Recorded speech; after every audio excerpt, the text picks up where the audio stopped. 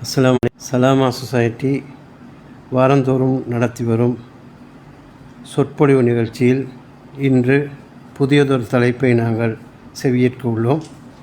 Digital யுகத்தில் petroleum என்ற தலைப்பில் வளவாளராக இஸ்பாஹான் சாப்தீன் அவர்கள் இங்கே உரை நிகழ்த்தியுள்ளார்.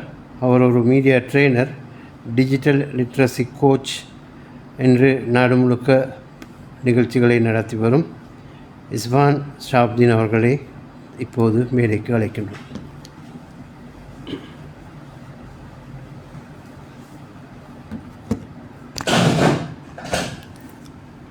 பிஸ்மில்லாஹிர் ரஹ்மானிர் ரஹீம்.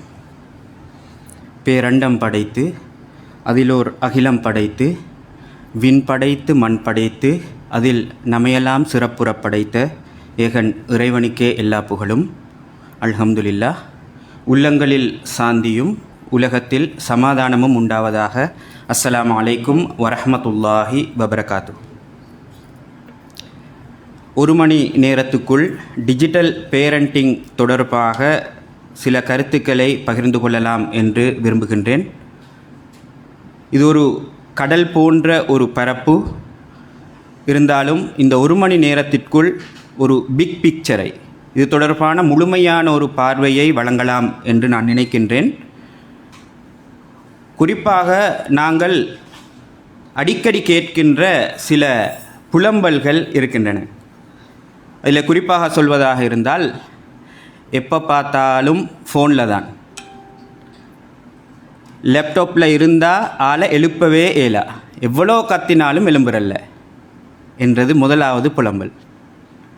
பெற்றோர்கள் புலம்புகின்ற முதலாவது புலம்பல். ரெண்டாவது புலம்பல், இப்போ இருக்கிற புள்ளைகள் ஆக மோசம், திருத்தவே இயலா என்றது ரெண்டாவது புலம்பல். மூன்றாவது புலம்பல்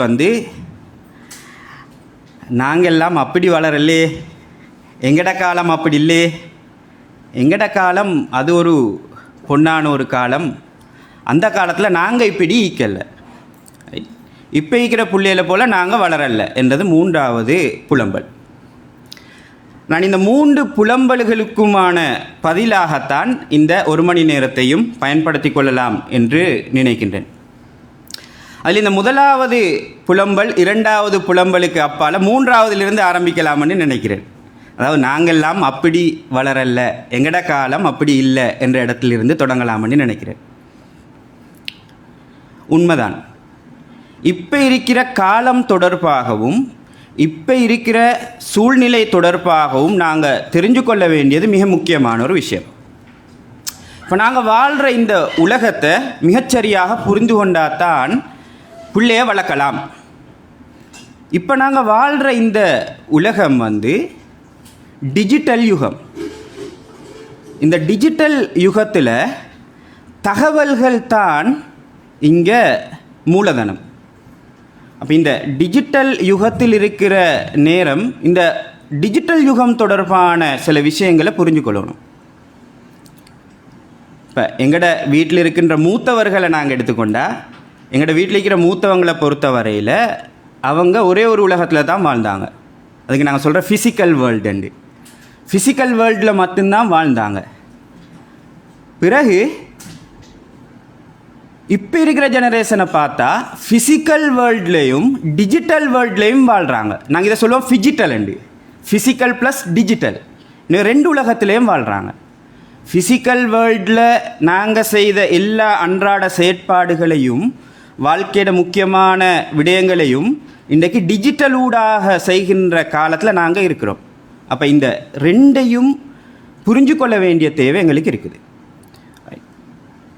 எங்களுக்கு முந்தி இருந்த ஜெனரேஷனை எடுத்துக்கொண்டா, குறிப்பாக சொல்கிறதாக இருந்தால் 1990க்கு முன்னர் பிறந்தவர்கள் எடுத்துக்கொண்டா, இவங்க டிஜிட்டல் உலகத்தில் இருக்க இல்லை.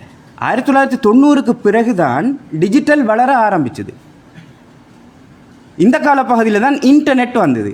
இந்த காலப்பகுதியில் தான் மார்க்கெட்டுக்கு டிவைஸ்கள் வர ஆரம்பிச்சது. அப்போ இந்த 90க்கு பிறகு பிறந்தவங்களுக்கு நாங்கள் சொல்கிற டிஜிட்டல் நேட்டிவ்ஸ் அண்டு டிஜிட்டல் வாசிகள். இந்த 90க்கு முன்ன பிறந்தவங்க டிஜிட்டல் இமிக்ரண்ட்ஸ். அவங்க டிஜிட்டலுக்கு குடிபெயர்ந்து வந்திக்கிறாங்க. அப்படியான ஒரு சமூகத்தினர். அப்போ இப்போ பிறக்கிற பிள்ளைகள், இந்த 90க்கு பிறக்கிற பிள்ளைகள் குறிப்பாக 3 ஜெனரேஷனை சேர்ந்தாக்களாக இருக்கிறாங்க. 3 ஜெனரேஷன். ஒன்று ஜி ஜெனரேஷன்னு நாங்கள் சொல்கிறேன், ரெண்டாவது நாங்கள் சொல்கிற எல்ஃபா ஜெனரேஷன், மூன்றாவது இந்த 2025 ஜனவரியிலிருந்து 1ஆம் தேதியிலிருந்து பிறக்கிற பிள்ளைகள் பீட்டா ஜெனரேஷன். அப்போ இந்த 3 ஜெனரேஷனையும் வளர்க்கிறது தான் நாங்கள் சொல்கிற டிஜிட்டல் பேரண்டிங். இந்த 3 ஜெனரேஷனையும் வளர்க்குறது அவ்வளோ லேசான விஷயம் இல்லை. காரணம், இவங்க இணையத்தோடையும் டிஜிட்டலோடையும் டிவைஸுகளோடையும் பிறந்து வளர்ந்து இப்போ அதிலே இருக்கிற ஆக்கள். எனவே இவங்களை கையாளுறது உண்மையில் சிரமமான ஒரு விஷயம்தான். அப்போ இந்த காலப்பகுதியை நாங்கள் 5வது தொழிற்புரட்சி காலப்பகுதின்னு சொல்லுவோம். 1760 தான் முதலாவது தொழிற்புரட்சி ஆரம்பமாச்சு. அப்போ முதலாவது தொழிற்புரட்சி 1760 ஆரம்பமானண்டா சுமார் 250 வருடங்களுக்கு உள்ள மிக வேகமாக 4-5 புரட்சிகள் வந்துட்டுது என்றால் எவ்வளோ வேகமாக வளர்ந்து கொண்டு போகுது, இந்த தொழில்நுட்பம் எப்படி வேகமாக வளர்ந்து கொண்டு போகுது என்றதை நாங்கள் புரிஞ்சு கொண்டா அந்த வேகம் எங்களோட சமூகத்தில், எங்களோட நாட்டில், இந்த உலகத்தில், எங்களோட குடும்ப அழகுக்குள்ளே எல்லாம் அதனுடைய மாற்றம் வேகமாக வந்து கொண்டிருக்குது என்றதை நாங்கள் புரிஞ்சு கொள்ளலும். அப்போ இந்த பிக் பிக்சரோடு தான் நாங்கள் பார்க்கணும் இந்த பிள்ளைகளை. இப்போ நாங்கள் அப்படி வளரல, எங்கட காலம் அப்படி இல்லை, இப்போ இருக்கிற மாதிரி இல்லை என்றது உண்மை தான். அப்போ அந்த உண்மையை நாங்கள் புரிஞ்சு கொண்டா எங்கட பிள்ளைகளை வளர்க்குறது எங்களுக்கு லேசு. அப்போ டிஜிட்டல்லையும் ஃபிஜிட்டல்லையும் வாழுகிற இந்த இளம் சமூகத்தினர் காலப்போக்கில் ஃபிசிக்கல் ஆக்டிவிட்டீஸ்லேருந்து தூரமாகி டிஜிட்டல் உள்ளுக்கே போனால் எப்படி இருக்கும்? கொஞ்சம் கற்பனை செஞ்சு பாருங்கள். ரைட், அந்த வேர்ச்சுவல் ரியாலிட்டி உள்ளுக்கு போனால் இந்த ரியாலிட்டியை மறந்து அப்போ அவங்க சமூகங்களில் இருந்து குடும்பங்களில் இருந்து ஐசோலேட் ஆகிடுவாங்க. ரைட், நாங்கள் இந்த இதை நாங்கள் காண்றோம், சில வளர்ந்த நாடுகளில் காண்றோம். ரைட், ஐசோலேஷன் நடக்குது, தனிமைப்பட்டு போகிறாங்க. ஏன்னா அவங்க வேர்ச்சுவலில் அவங்களோட உலகத்தை காண்றாங்க, வேர்ச்சுவல் ரியாலிட்டியாக இருக்கிற மாதிரி அவங்களுக்கு விளங்குது. அப்போ அப்படி ஒரு காலத்தை நோக்கி வேகமாக தொழில்நுட்பம் எங்களை தள்ளி கொண்டிருக்கிற நேரத்தில் எங்களோட பிள்ளைகள் எப்படி கையாளுறது என்றது முக்கியமான ஒரு விஷயமாக இருக்குது. அப்போ இந்த டிஜிட்டல் உலகத்தில் வாழுகிற இந்த இளம் தலைமுறையினரை நாங்கள் எப்படி வழிகாட்டலாம், என்ன மாதிரி கொண்டு போகலாம், இந்த சூழலில் பிறக்கின்ற குழந்தைகள் வித்தியாசமான ஆட்கள் தான் என்றதை நாங்கள் புரிஞ்சு கொண்டா அடுத்தது புரிஞ்சு கொள்ள வேண்டிய விஷயம் என்னண்டா, எங்கட வீட்டில் இருக்கிற ஒரு பிள்ளை எங்கட ஊருளுக்கு மட்டும் சுற்றுகிற எங்கட பிள்ளை, எங்கட குழந்தை அந்த பார்வையில் இருந்து கொண்டு எங்கட வீட்டில் இருக்கிற பிள்ளை ஸ்கூலுக்கு போய் வருது, மதரசாவுக்கு போய் வருது, அல்லது மற்ற இடங்களுக்கு போய் வருது, ஊருக்குள்ளே தான் புள்ளை இருக்குது என்று நினச்சி கொண்டு புள்ளையை ஹேண்டில் பண்ண இயலை. ஏண்டா இப்போ புள்ளை குளோபல் சிட்டிசனாக போயிட்டுது, உலக பிரஜை. எங்களோட ஃபார்மல் எஜுகேஷனுக்கு அப்பால் இன்ஃபார்மலாக நிறைய விஷயங்களில் இந்த சோஷியல் மீடியா உள்ளுக்கால புள்ளை எடுத்துக்கொண்டிருக்குது. அந்த புள்ளைக்கு தெரியும் லண்டனில் என்ன நடக்குது என்று தெரியும், அமெரிக்காவில் என்ன நடக்குது என்று தெரியும், யூகேல யூஎஸில் யார் பிரபலமாகிக்கிறாங்கன்றது தெரியும் பிள்ளைக்கு. அந்த சர்வதேச அறிவையும் புள்ளை எடுத்துக்கொண்டு வளருது ஸ்க்ரீனுக்குள்ளால். அப்போ ஒரு உலக பிரஜை எப்படி கையாளுற என்ற இடத்திலிருந்து யோசிக்க வேண்டியது எங்களோட பிள்ளையில. அப்போ ஒரு குளோபல் சிட்டிசனாக எங்களோட வீட்டில் இருக்கிற ஒவ்வொரு பிள்ளையும் இன்றைக்கி மாறிக்கொண்டு போகுது. என்ன அவங்களுக்கு இருந்த அறிவோட வரையறையெல்லாம் தாண்டி வெளியிடங்கள்லேருந்து நிறைய அறிவுகள் வருது, அவங்களுக்கு நிறைய விஷயங்கள் வருது. அப்போ அந்த குளோபலில் இருக்கிற அறிவை எந்த புள்ளை வீட்டுள்ளுக்கு இருந்து ஸ்மார்ட் டிவைசஸுக்குள்ளால் பெற்றுக்கொண்டு இருக்குது என்ற புரிதலோடு தான் பிள்ளையை ஹேண்டில் பண்ணணும். அப்படி இல்லாட்டி உங்களுக்கு தெரியும், பிள்ளைகள் சில டைமு கேள்வி கேட்பாங்க, உங்கள்கிட்ட கேள்வி கேட்பாங்க சிலர். ரைட், பாப்பா இது என்ன என்று கேட்பாங்க, உம்மா இது என்னன்னு கேட்பாங்க, டீச்சர் இது என்னன்னு கேட்பாங்க. என்னத்துக்கு கேள்வி கேட்குற? தெரிஞ்சு கொள்றதுக்கா? இல்லை, புள்ள தெரிஞ்சு கொண்டுட்டு உங்களுக்கு தெரியுமான்னு பார்க்க உங்களை செக் பண்ணுறதுக்கு புள்ள கேள்வி கேட்குது. இப்போ அப்படி தான் பிள்ளைகளுக்கு கேள்வி கேட்குறாங்க. பிள்ளைக்கு தெரியும், வாப்பாக்கு உம்மாக்கு டீச்சருக்கு தெரியுமா என்று பார்க்குறதுக்காக வேண்டி கேள்வி கேட்குற என்ற ஒரு நிலை தான் இன்றைக்கு இருக்குது. ஏன்னா அவ்வளோ அறிவை புள்ள பெற்றுக்கொண்டிருக்குது. ரைட், நாங்கள் சொல்லுவோம் இன்ஃபர்மேஷன் ஓவர்ஃப்ளோ உண்டு. அந்த புள்ளையோட வயதுக்கும் கிரகிக்கிற தன்மைக்கும் அப்பால் தொகையான செய்திகளை அன்றாடம் புள்ள நுகர்ந்து கொண்டிருக்குது, புள்ள கேட்டுக்கொண்டிருக்குது, பார்த்து கொண்டிருக்குது.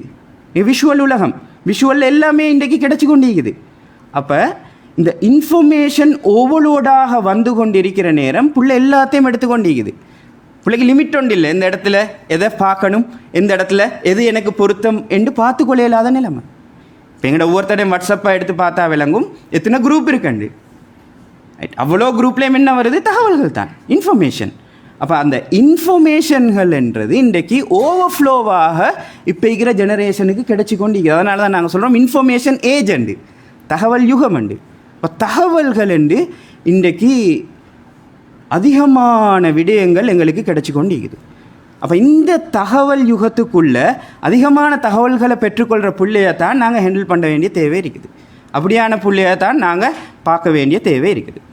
அப்போ அடுத்த மிக முக்கியமான விஷயம், இப்போ இருக்கிற பிள்ளைகள் ஆக மோசம். அடுத்த புலம்பல், இப்போ இருக்கிற பிள்ளைகள் ஆக மோசம். ரைட், சொல் பேச்சு கேட்குறல்ல என்றது ரெண்டாவது புலம்பல். உண்மையில் ஆக மோசமாக எங்கட பிள்ளைகள், உண்மையில் ஆக மோசமாக பிள்ளைகள்.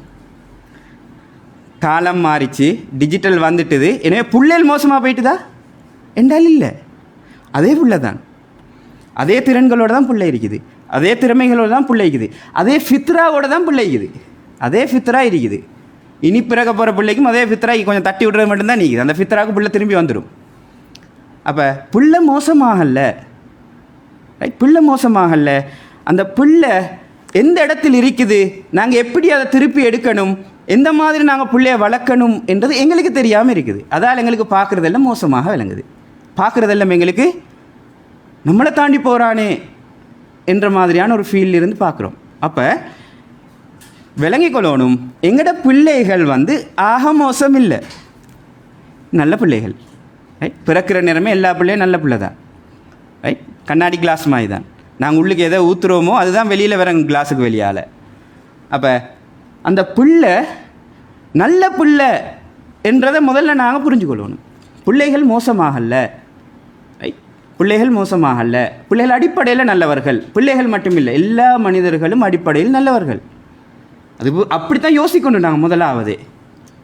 அப்போ பிள்ளைகள் நல்லவர்கள், பிள்ளைகளில் எங்களால் மாற்றலாம், பிள்ளைகளை திருத்தலாம், பிள்ளைகள் வளர்கிற நேரங்களில் கொஞ்சம் கொஞ்சம் மங்களிங்களை போனாலும் எங்களுக்கு திருப்பி எடுக்கலாம் என்ற நம்பிக்கையை முதலாவது நாங்கள் வளர்த்துக்கொள்ளணும். வேண்டா அங்கே ஃபித்ரான்னு ஒன்று இருக்குது அடிப்படையில், அதை தட்டுறதும் அதை தொடச்சி விடுறதும் தான் எங்களோட கையில் இருக்குது. அப்போ நாங்கள் மொத்தமாக பிள்ளையை திருத்த இயலாது, சொல் பேச்சு கேட்குறல்ல என்ற நிலையிலிருந்து பிள்ளையை பார்க்க தேவையில்லை. அடுத்த மிக முக்கியமான பிரச்சனை என்னண்டா, எப்போ பார்த்தாலும் ஃபோனில் தான் பிள்ளை. ஃபோனில் இருந்து அவனை கலட்டவே இல்லை. எவ்வளோ ஏசினாலும் ஃபோனை தாரான்னு இல்லை. லெப்பில் உட்கார்ந்தண்டா யார் பேசினாலும் அவனோட காதுக்கு கேட்குது இல்லை என்றது ஒரு புலம்பல். அப்போ இதுக்கு நாங்கள் என்ன செய்கிறது? இது உண்மையில் ஒரு பிரச்சனை தான். இந்த பிரச்சனை எல்லா வீடுகளிலும் மிகுது, எல்லா வீடுகளிலும் மிகுது. ரைட், இது சர்வதேச பிரச்சனை, இன்டர்நேஷ்னலி பேசப்படுகிற பிரச்சனை. அப்போ இந்த பிரச்சனைக்கு என்ன சொல்யூஷன்? அப்போ ஃபோனோடைய தான் பிள்ளை இருக்குது, பிள்ளை டிவைஸோடைய தான் வாழுது என்றால் எப்படி நாங்கள் அந்த பிள்ளையை வெளியில் கொண்டு வர்றது, அல்லது என்ன மாதிரியான வேலையை நாங்கள் செய்கிறது? மொத்தமாகவே ஃபோன்லேருந்து பிள்ளையை கலட்டுறதா, மொத்தமாகவே டிஜிட்டல் உலகத்திலிருந்து டிஸ்கனெக்ட் பண்ணி விடுறதா, மொத்தமாகவே டிவைஸ்களிலிருந்து பிள்ளைகளை தூரமாக்குறதாண்டா அது ஒரு முடிவு இல்லை. ஏண்டா உலகம் மிக வேகமாக போய்கொண்டிருக்கிற நேரம் அந்த வேகத்தோட புள்ள அறிவையும் பெற்றுக்கொள்ளணும், இந்த தொழில்நுட்பத்தையும் பெற்றுக்கொள்ளணும். அதை தாண்டி புள்ள சஸ்டெயின் ஆக இயலாது. ஏன்னா நாலேஜ் பேஸ்ட் ஒரு சமூகம் உருவாகி கொண்டு போகிற நேரம் எங்களோட பிள்ளைய மட்டும் இந்த தொழில்நுட்பத்துக்கு கொண்டு வராமல் எங்களுக்கு தனித்து விடையலை. அந்த பிள்ளையும் இந்த ஃப்யூச்சரிஸ்டிக் விஷயங்களை விளங்கி கொண்டு, டெக்னாலஜி விஷயங்களை விளங்கி கொண்டு தான் வளரணும். அப்படியாண்டா நாங்கள் என்ன செய்கிறது என்ற கேள்வி எங்களை ஒவ்வொருத்தருக்கும் இருக்குது. ரைட், அப்போ எங்களுக்கு இருக்கிற விஷயம் என்ன? ரைட், எங்களுக்கு செய்ய வேண்டியது 2M மட்டும்தான். 2M மேனேஜ் அண்ட் மானிட்டர், அவ்வளோதான் செய்யலும். மேனேஜ் அண்ட் மானிட்டரை தவிர வேறு ஒன்றும் இல்லை. ரைட், மொத்தமாக எங்களுக்கு பிள்ளைகிட்டேருந்து ஃபோனை பறிச்சு எடுக்க இயலாது. அப்போ அப்படியான ஒரு மெக்கானிசத்துக்கு, அப்படியான ஒரு முறைக்கு போகணும். நான் இந்த மேனேஜெண்டா என்ன, மானிட்டரெண்டா என்னன்றதெல்லாம் நான் சொல்கிறதுக்கு நேரம் போதும். நான் பிக் பிக்சர் சொல்லி கொண்டு போகிறேன். அது உள்ளுக்கு நிறைய விஷயங்கள் எங்களுக்கு பேசலாம் இருந்தாலும். அப்போ எங்களோட புள்ள இப்படியான ஒன்றில் மாட்டிக்கொண்டிருக்குது, டிவைஸ் உள்ளுக்கு மாட்டிக்கொண்டிருக்குது, இன்டர்நெட்டுக்குள்ளே மாட்டிக்கொண்டிருக்குது, டிஜிட்டல் உலகத்தில் வேற எங்கேயோ போய்கொண்டிருக்குது, எங்களோட புள்ள மோசமாக இருக்குது என்றெல்லாம் நாங்கள் நினச்சி கொண்டிருந்தால், ரைட், அப்படி நீங்கள் ஃபீல் பண்ணுறீங்களென்றால், அதை நீங்கள் ஒரு ஒரு ஒரு கஷ்டமாக பேசுகிறீங்கன்றால் ஒவ்வொரு இடத்துலையும் உங்களுக்கு பொறுப்பிக்கிறன்றதில் சந்தோஷப்படலாம். உங்களுக்கு பொறுப்பிக்க உங்களோட பிள்ளைய பற்றி. அப்படி அதனால் அந்த புலம்பல் வருது. பொறுப்பு இருக்குது. எனவே பெற்றோர் பிள்ளை வளர்ப்பில் பொறுப்புணர்வோடு நடந்து கொள்ளணும்ன்றதை நான் பேச தேவையில்லை. ஏன்னா அந்த புலம்பல்களுக்குள்ளே அந்த பொறுப்பை தான் நீங்கள் சொல்கிறீங்க, வேறொரு வழியில். அப்போ உங்களுக்கு பொறுப்பு இருக்குது.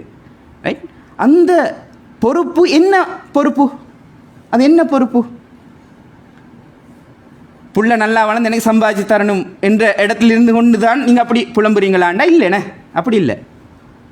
அது என்ன பொறுப்பு? அப்போ அந்த பொறுப்பு என்னண்டா, அதாவது முதலாவது என்ற புள்ள மார்க்க விஷயத்தில் நல்லா இருக்கணும், மார்க்கத்திலிருந்து குழம்பிடக்கூடாது, ஒழுக்க விழுமியங்கள் இருந்து புள்ள தூரமாகிடக்கூடாது, என்ற புள்ளையிட மார்க்கம் பாதுகாக்கப்படணும், என்ற மார்க்கத்திட இருக்கின்ற ஒழுக்கங்களை விழுமியங்களை புள்ள பின்பற்றி வாழணும் என்ற கவலை முதலாவது கவலை. அதுதான் இங்கே வெளிப்படுது.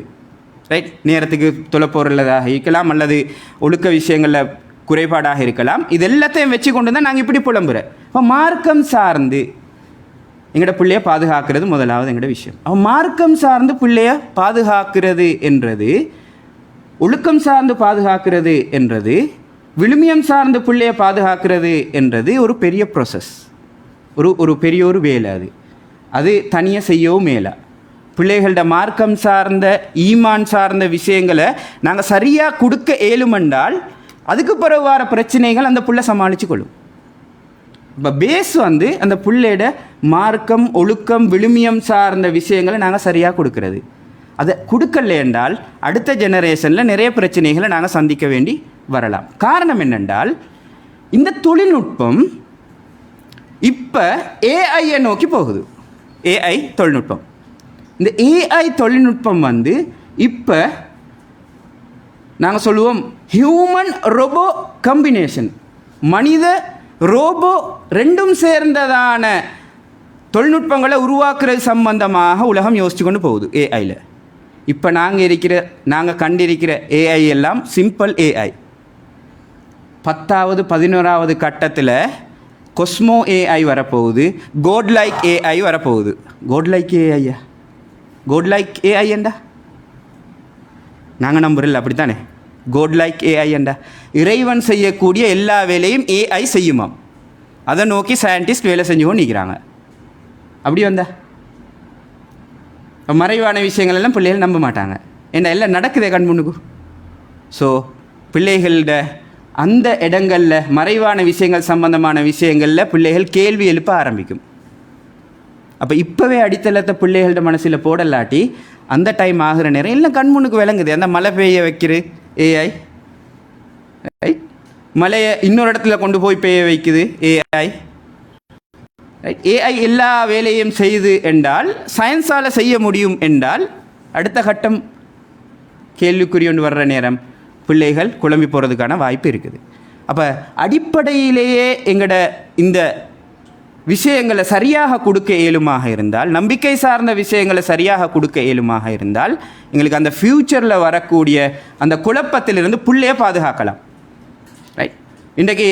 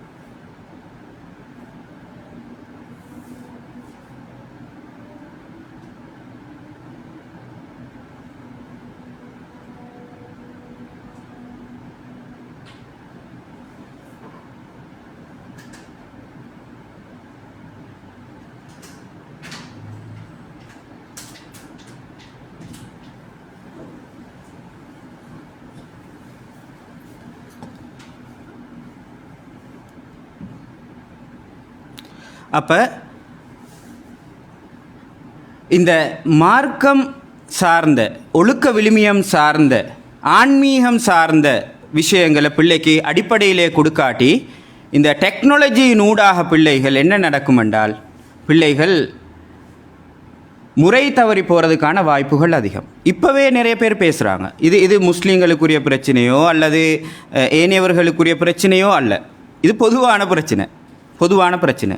அதாவது நாஸ்திகவாதிகளுக்கு கூட பேசுகிறாங்க ஸ்பிரிச்சுவல் இன்டெலிஜென்ட் பிள்ளைக்கு கொடுக்கணுமெண்டு. அப்படின்னு என்ன அதைத்தான் ஸ்பிரிச்சுவல் இன்டெலிஜென்ட் என்னப்போ இதைத்தான் பேசுகிறாங்க. அதாவது ஆன்மீக ரீதியான விஷயங்களை பிள்ளையே கொடுக்கணும், இல்லாட்டி டாக்ஸிக் பிஹேவியர்ஸ் வருமாம். பிஹேவியரில் மோசமான நடத்தை கொண்டவர்கள் உருவாகுவார்களாம், அல்லது அவங்க மிக விரைவாக அவநம்பிக்கையோடு வாழக்கூடியவர்களாக, ஸ்ட்ரெஸ்ஸோடு வாழக்கூடியவர்களாக மாறுவாங்க என்று சொல்லி உளவியல் சார்ந்த அறிஞர்கள் பல பேர் பேசுகிறாங்க. இப்போ ஸ்பிரிச்சுவல் இன்டெலிஜென்ட் சார்ந்த விஷயங்களை நோக்கி போகணுமெண்டு இப்போ ஏஐ, அதாவது ஆர்டிஃபிஷியல் இன்டெலிஜென்ட் உலகத்தில் பேசுகிறாங்க. அப்போ இந்த மார்க்கம் சார்ந்த விஷயங்களை பிள்ளைக்கு கொடுக்கறது ஏண்டா அதில் இருந்து தான் ஒழுக்கங்கள் உருவாக போகுது, அதிலிருந்து தான் பிள்ளையோட நடத்த மாறப்போகுது என்றதின் அடிப்படையில் அந்த புள்ள ஸ்ட்ரெஸ்ஸுகளிலிருந்து ரிலீஃப் ஆகி அந்த புள்ள நிதானமாக இருக்கணுமாக இருந்தால் இந்த விஷயங்களை நாங்கள் கொடுக்க வேண்டிய தேவை இருக்குது. அதில் அது இல்லாமல் போகாமல் எப்படி பாதுகாத்து கொள்கிறன்றதை நோக்கி பெற்றோர்கள் யோசிக்க வேண்டியிருக்கு. அடுத்த மிக முக்கியமான ஒரு விஷயம்தான், இப்போ 5.4 பில்லியன் பேர் இன்றைக்கி இன்டர்நெட்டில் இருக்கிறாங்க. ரைட், சனத்தொகை அடிப்படையில் பார்க்குறதாக இருந்தால் 67% ஆக்கள் இன்றைக்கி இன்டர்நெட்டுக்கு வந்துட்டாங்க. ரைட், 67% ஆக்கள் இன்டர்நெட்டுக்கு வந்துட்டாங்கன்னு சொன்னால் அப்போ டிஜிட்டலை நோக்கி மெதுவாக வந்து கொண்டிருக்கிறாங்க. அப்போ எங்களுக்கு அடுத்த பக்கம் விளங்குது, ஆஃப்லைன் கம்யூனிட்டின்னு சொல்கிற இன்டர்நெட்டுக்கு வராத ஆக்களுடைய எண்ணிக்கை குறைவு. அப்போ அவங்களும் எதிர்காலங்களில் இன்டர்நெட்டை நோக்கி வர்றதுக்கான வாய்ப்பு இருக்குது. அப்போ இந்த நேரத்தில் எப்படி ஃபிசிக்கலில் பிரச்சனைகள் இருக்குதோ அதை விட அதிகமான பிரச்சனைகள் இன்டர்நெட் பேஸ் பண்ணி இந்த டிஜிட்டல் உலகத்தில் வர்றதுக்கான வாய்ப்பு. இப்போவே நிறைய பிரச்சனைகளை நாங்கள் எதிர்கொண்டு இருக்கிறோம். அப்போ இந்த நேரத்தில் நாங்கள் அடுத்ததாக பாதுகாக்க வேண்டிய ஒரு விஷயம்தான் இந்த சுதந்திரம் என்கிற விஷயம். ஒவ்வொரு பிள்ளைக்குமான சுதந்திரம் இருக்குது. அந்த சுதந்திரம் சார்ந்த விஷயங்களை பாதுகாக்கிறது மிக முக்கியமானது. ஏண்டா இன்றைக்கு இன்ஃபர்மேஷன் என்றது ஒரு செல்வம். ஏண்ட உங்களோட இன்ஃபர்மேஷன்ன்றது ஒரு செல்வம். ரைட், அதை வச்சிருக்கிறவங்க தான் இன்றைக்கி முதலாளிகள். தகவலை வச்சிருக்கிறவங்க தான் இன்றைக்கி முதலாளிகள். ரைட், உலகத்தை வழிநடத்துறது, உலகத்தை திருப்பி போடுறது எல்லாமே இந்த தகவல்களை வச்சு கொண்டு தான், இன்ஃபர்மேஷனை வச்சு கொண்டு தான். அப்போ இதை நாங்கள் சொல்ல இன்ஃபர்மேஷன் கேபிட்டலிசம் உண்டு. ரைட், அப்போ இந்த இன்ஃபர்மேஷன் என்றது இன்றைக்கு பலரிட சுதந்திரத்துக்கு பாதிப்பாக இருக்கும். ஏன்னா அவங்களோட அவ்வளோ தகவல்களும் இன்டர்நெட்டுக்கு வந்தால், அவங்களோட அவ்வளோ தகவலும் இன்டர்நெட்டுக்கு வந்தால் என்ன சுதந்திரம் இருக்குது, என்ன பாதுகாப்பு இருக்குது என்ற ஒரு கேள்வி இருக்குது. அப்போ இந்த தகவல்களை எடுக்கிறதுக்கான பிளாட்ஃபார்முகள் தான் இந்த சோஷியல் மீடியா பிளாட்ஃபார்முகள். இல்லாட்டி எங்களுக்கு அவ்வளோ பெரிய வாட்ஸ்அப் கம்பெனி அவ்வளோ செலவழிச்சு கொண்டு எங்களுக்கு ஃப்ரீயாக வாட்ஸ்அப்பை தர தேவையில்லை. அவ்வளோ பெரிய கம்பெனிகள் எங்களுக்கு ஃப்ரீயாக ஃபேஸ்புக்கை பயன்படுத்த தர தேவையில்லை. நாங்கள் யாரும் காசு கட்டுறல. எங்களோட தகவல்கள், எங்களோட இன்ஃபர்மேஷன், எங்களோட டேட்டாஸ் இது இன்னொரு இடத்துல சர்வ் பண்ணப்பட்டு கொண்டே இருக்குது.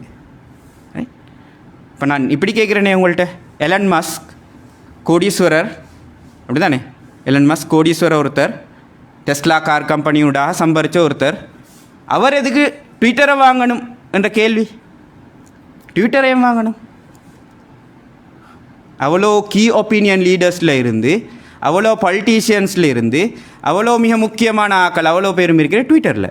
ஸோ ட்விட்டர் உள்ளுக்கால கிடைக்கிற தகவல்கள் இருக்குதே, அது மிக முக்கியம்.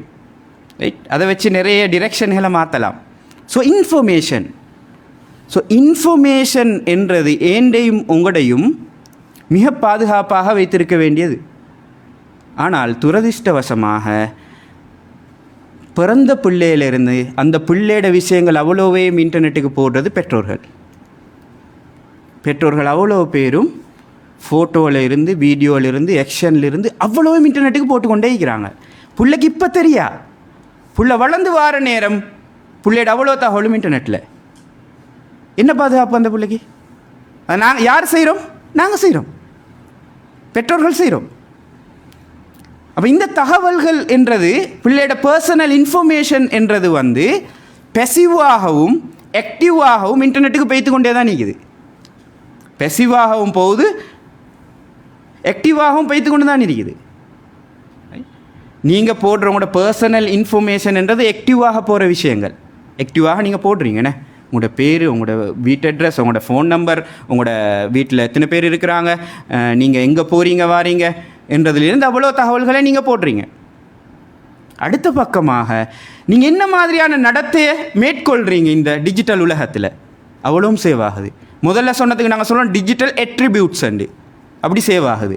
ரெண்டாவதுக்கு நாங்கள் சொல்கிறோம் இந்த டிஜிட்டல் ஃபுட் பிரிண்ட் அண்டு, அதாவது இந்த கடலோரத்தில் நடந்தால் காலச்சி விழுகிற மாதிரி நீங்கள் இன்டர்நெட்டில் எங்கே போனாலும் உங்களோட காலச்சி அங்கே பதிஞ்சு கொண்டு தான் இருக்குது. அப்போ உங்களோட பிஹேவியர், உங்களோட ஆக்ஷன் எல்லாமே அங்கே சேவ் ஆகி கொண்டு இருக்குது, சேவ் ஆகி கொண்டு இருக்குது. இப்போ உதாரணத்துக்கு சொல்கிறதாக இருந்தால், உங்களுக்கு என்ன கலர் பிடிக்குமென்னு கேட்டால் நீங்கள் ஒரு கலரை சொல்லுவீங்கண்ணே. உங்களுக்கு என்ன கலர் பிடிக்கும்? Purple colour. Right, purple colour பிடிக்கும். ஆனால் கூகுள் சொல்லும் உங்களுக்கு பர்பிள் கலர் பிடிக்காது, உங்களுக்கு பிடிக்கும் ப்ளூ கலர் தானண்டு. நீங்கள் தான் நினச்சிட்டு இருக்கிறீங்க உங்களுக்கு பர்பிள் கலர் பிடிக்குமெண்டு. நீங்கள் இமோஷனில் முடிவெடுத்துக்கிறீங்க பர்பிள் கலரை. ஆனால் இன்ஃபர்மேஷனை வச்சு சயின்டிஃபிக்காக முடிவெடுத்திருக்கும் கூகுள் உங்களுக்கு பிடிச்சது ப்ளூ கலருண்டு. ஏண்டா நீங்கள் போட்டு அவ்வளோ போஸ்ட்டில் இருக்கிற ஃபோட்டோக்கள் எல்லாத்தையும் அனலைஸ் பண்ணி முடிவுக்கு வரும், இவர் போட்டிருக்கிற உடுப்புகளில் ஆக கூடுதலாக பயன்படுத்திக்கிறார் ப்ளூ கலர், ஸோ இவருக்கு பிடிச்சது ப்ளூ. எனவே ப்ளூ கலர் சார்ந்தது தான் உங்களோட வாலில் அட்வர்டைஸ்மெண்டாக வர ஆரம்பிக்கும். காரணம் என்னண்டா உங்களோட ஆக்டிவிட்டியை தான், நீங்கள் போட்ட ஃபோட்டோக்கள் தான், நீங்கள் போட்ட தகவல்கள் தான். ரைட், அதே மாதிரி உங்களோட சிந்தனை, நீங்கள் எந்த சிந்தனை சார்ந்தால், ரைட், நீங்கள் எந்த சிந்தனை சார்ந்தால், எந்த பொலிட்டிக்கல் ஐடியாலஜியோடு உள்ள ஆள், அவ்வளோ அனலைஸ் பண்ணி எடுத்துக்கொள்ளும்.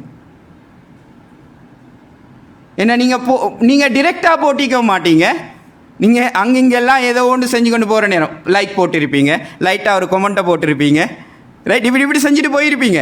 அவ்வளோ அனலைஸ் பண்ணி பார்த்தால் உங்களோட பொலிட்டிக்கல் ஐடியாலஜி விளங்கும். அதை செகண்ட் கணக்கில் செய்கிறதுக்கான தொழில்நுட்பம் வந்துட்டுது. அப்போ நீங்கள் என்னத்தை யோசிக்கிறீங்க என்றது வரைக்கும் இன்றைக்கு தொழில்நுட்பத்தினால் சயின்டிஃபிக்கலி எடுத்துக்கொள்கிறதுக்கான வாய்ப்புகள் இருக்குது.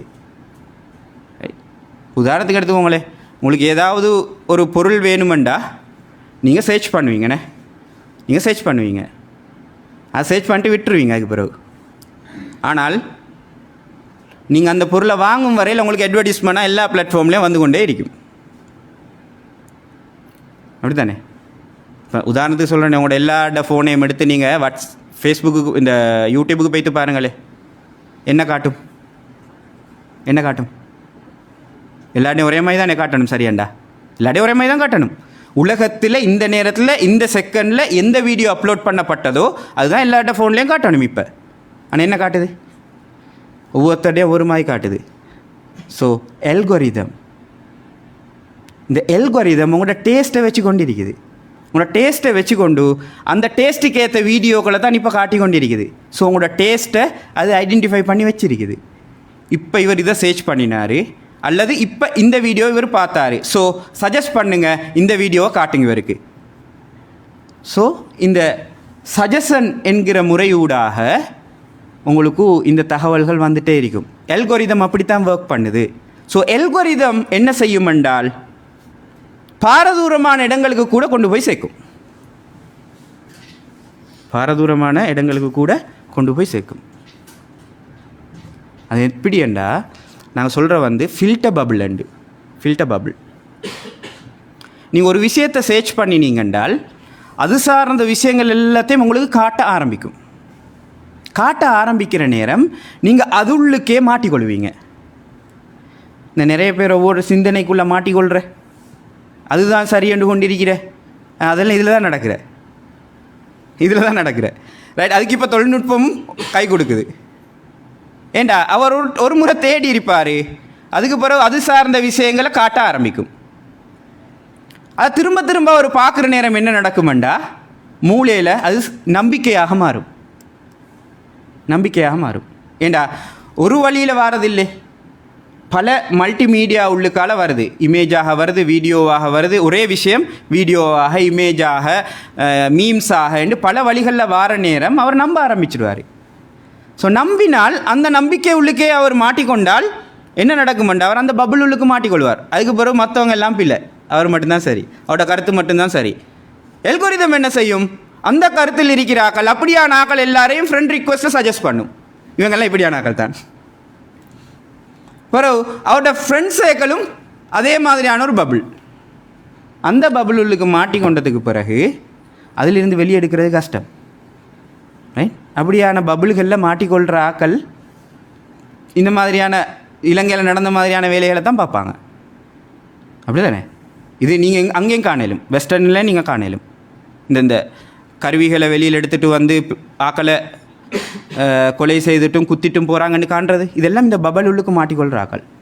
இந்த பபுள்குள்ளே மாட்டிக்கொள்ளாமல் எங்களோட பிள்ளைகளை பாதுகாக்கணும். அதுவும் எங்களோட இந்த பெட்ரோலியம் என்று வருகிற நேரம் நாங்கள் யோசிக்க வேண்டிய விஷயம். ஏண்டா இந்த எல்கோரிதம் என்றது உங்களை பற்றின முழு விஷயத்தையும் வைத்துக்கொண்டு உங்களுக்கான ஒரு அடையாளத்தை உருவாக்கும். இதுக்கு நாங்கள் சொல்கிற டிஜிட்டல் ஐடென்டிட்டி என்று. நீங்கள் யாரென்று கேட்டால் உங்களை பற்றின முழு தகவலை சொல்லக்கூடிய ஐடென்டிட்டியை நீங்கள் உருவாக்கி வச்சுருப்பீங்க. அது உங்களோட நடத்தை சார்ந்தும், ஆக்ஷன் சார்ந்தும், உங்களோட தகவல் சார்ந்தும் உருவாகிடும். ரைட்? அந்த ஐடென்டிட்டியை வச்சுக்கொண்டு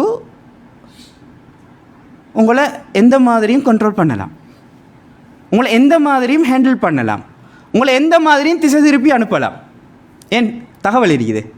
தகவலை வச்சுக்கொண்டு உங்களை எங்களெல்லாம் அனுப்பலுமோ, எங்களெல்லாம் மாட்ட வைக்கலுமோ எல்லாம் செய்யலாம். இல்லை, தகவல்கள் இருக்குது. ஸோ இந்த இன்ஃபர்மேஷன் அதிகமாக வெளியில் போகிறத நாங்கள் முதலாவது பாதுகாத்துக்கொள்ளணும் எங்களோட பிள்ளைகள்கிட்ட. இப்போ நாங்கள் ஆசைக்கு ஒரு ஃபோட்டோ எடுத்து போட்டதாக இருக்கலும் பிரச்சனை இல்லை. ஆசைக்கு எடுத்து போடுற ஃபோட்டோவில் இருக்கிறது என்னது? உங்களோட பயோமெட்ரிக். உங்களோட ஃபோனை ஒன் பண்ணுறதுக்கு முகத்தை காட்டினா ஃபோன் ஒன்று ஆகும். என்ன, உங்களோட முகம் இன்னொத்தட்டு இருந்தால் ஃபோன் ஒன் பண்ண எலிமெண்ட் அர்த்தம் தானே? அது ஒரு பாஸ்வேர்டு தானே, பயோமெட்ரிக் பாஸ்வேர்டு. அதை நீங்கள் எல்லாருக்கும் கொடுக்குறீங்க. அப்போ நீங்கள் போடுறது வேறு விஷயம்னு வச்சுக்கொண்டாலும் நீங்களே உங்களோட பிள்ளையோட தகவல்களை போட்டு பிள்ளை வளர்ந்ததுக்கு பிறகு அப்போ அதிகமான தகவல்கள் வெளியில் போகிறத நாங்கள் குறைச்சி கொள்வது நல்ல. பிள்ளையோட திறமைகள் சார்ந்த விஷயங்கள் போகிறதுல பிரச்சனை இல்லை. ஆனால் சம்பந்தமே இல்லாத எங்களோட பர்சனல் இன்ஃபர்மேஷன் வெளியில் போகிறதுல நாங்கள் கவனமாக இருக்கணும். அப்போ எங்களோட டிஜிட்டல் ஃபுட் பிரிண்ட்டாக இருக்கலும், எங்களோட டிஜிட்டல் ஐடென்டிட்டியாக இருக்கலும், இதெல்லாத்தையும் எங்களுக்கு பார்த்துக்கொள்ளவும் மேலும். கூகுளில் உங்களோட பேர் அடித்து பார்த்தாலே விளங்கும் உங்களை பற்றின முழு தகவல். ரைட்? அனலைஸ் பண்ணி கேட்கணுமெண்டா ஐக்கான AI டூலும் வந்துருக்குது. அனலைஸ் பண்ணி காட்டும் உங்களை பற்றின முழு டீட்டெயில். இப்போ நீங்கள் சும்மா ஒரு இதுக்கு சொல்கிறதாக இருந்தால் ChatGPTக்கு போய் ரைட் உனக்கு தெரிஞ்ச மாதிரி என்ன பற்றின ஒரு படம் வரையன்னு கேளுங்களேன். நீங்கள் உங்களோட டேஸ்ட் எல்லாத்தையும் வச்சு ஒரு படத்தை க்ரியேட் பண்ணி காட்டும். நீங்கள் என்ன உங்களோட டேஸ்ட்டு, உங்களோட ஆக்ஷன், உங்களோட எல்லாத்தையும் வச்சு ஒரு படத்தை வரைஞ்சி காட்டும். ரைட்? சில நேரங்களில் அது லீக்கிற அவ்வளவும் உண்மையாகவும் இருக்கும். ஏன்டா அவங்களோட தகவலை வச்சு செய்தது. அப்போ உங்களை பற்றின ஒரு ஐடென்டிட்டியை உருவாக்குது இந்த தொழில்நுட்பம் என்றால், அப்போ நாங்கள் எந்தளவு தூரம் எங்களோட இந்த டேட்டாக்களை, தகவல்களை வெளியில் அனுப்புகிறத பற்றி கவனம் எடுக்கணுன்றதை யோசிங்க. ஏன்னா அது உங்களோட சுதந்திரத்துக்கான பாதிப்பு. ரைட்? உங்களோட தகவலை வச்சு உங்களை கண்ட்ரோல் பண்ணலாம். ரைட்? தகவல்களை வச்சு தான் உலகத்தில் இன்றைக்கி நிறைய விஷயங்கள் நடக்குது. எதை மார்க்கெட்டில் விற்பனை செய்யணும், எதை கொண்டு வரணும், ரைட், எந்த நாட்டுக்கு எந்த விஷயத்தை கொண்டு வரணும் என்றதெல்லாம் இன்றைக்கி பெரிய பெரிய நிறுவனங்கள், இந்த நிறுவனங்கள் எல்லாம் தகவல்களை வச்சு செய்கிறாங்க. ஸோ தகவல்கள் என்றது மிக முக்கியமான ஒரு விஷயமாக இருக்குது. ஏண்டா இந்த உலகத்தில் AI உருவாக்கப்பட்டிருக்கிறது பிக் டேட்டாவை வச்சு. நானும் நீங்களும் கடந்த 20 வருஷங்களாக இன்டர்நெட்டில் கொடுத்து கொண்டிருந்த தகவல்களை வச்சு தான் இந்த பிக் டேட்டா உருவாக்கப்பட்டிருக்குது. அந்த பிக் டேட்டாவை வச்சு தான் இந்த AI டூல்ஸ் எல்லாம் உருவாக்கப்பட்டிருக்குது, இந்த ஜெனரேட்டிவ் டூல்ஸ் எல்லாம் உருவாக்கப்பட்டிருக்குது. அப்போ இன்னும் நாங்கள் கொடுக்குற நேரங்களில் சில நேரங்களில் மிஸ்யூஸ் பண்ணப்படுறதுக்கான வாய்ப்புகள் இருக்குது. இப்போவே பல நிறுவனங்களோட சிஇஓ மாதிரி கோர்ட் வழியே போகிறத நீங்கள் கேள்விப்பட்டிருப்பீங்க. ரைட், ஃபேஸ்புக் ஓனராக இருக்கலும் மற்ற நிறுவனங்களோட ஓனராகி ஏண்டா உங்களோட தகவல்களை வெளியில் போட்டாங்கண்டு. இப்போ ஆப்பிள் நிறுவனம் எல்லாருக்கும் $10 கொடுக்க போகிறாங்க, $20 கொடுக்க போகிறாங்க, $20 கொடுக்க போகிறாங்க. நேற்று செய்தி ஆப்பிள் நிறுவனம் என்னென்னு கேட்டேன்டா, ஆப்பிள் சிரியில் நீங்கள் பேசின விஷயங்கள் எல்லாத்தையும் அவங்க ரெக்கார்ட் பண்ணி மார்க்கெட் பண்ணிக்கிறாங்க, அதை வச்சு பிஸ்னஸ் பண்ணிக்கிறாங்க. அதுக்காக வேண்டி அதுக்கு வழக்கொண்டு போடப்பட்டு பயிட முடிவுப்படி ஒவ்வொருத்தருக்கும் $20 கொடுக்கணும்னு முடிவு வந்திக்கிறாங்க. அப்போ உங்களோட தகவல்கள், உங்களோட இன்ஃபர்மேஷன், அப்போ இந்த இன்ஃபர்மேஷனுகள் வெளியில் போகிற நேரம் உங்களோட சுதந்திரத்துக்கான, உங்களோட தனி உரிமை என்று சொல்கிற ப்ரைவசிக்கான என்ன பாதுகாப்பு இருக்குது? என்ன பாதுகாப்பு இருக்குது? ரைட். அடுத்தது நீங்கள் இன்டர்நெட்டுக்கு வந்தாலே நீங்கள் ஒரு பப்ளிக் ஃபிகர் தான். அங்கே எதையும் ஒழிக்கலை, எல்லாம் வெளியில் வர்றது தான். நீங்கள் இன்டர்நெட்டுக்கு வந்தாலே யாரோ ஒருத்தர் நீங்கள் பப்ளிக் ஃபிகர் தான், அதை விலையும் கொள்ளணும். ரைட்.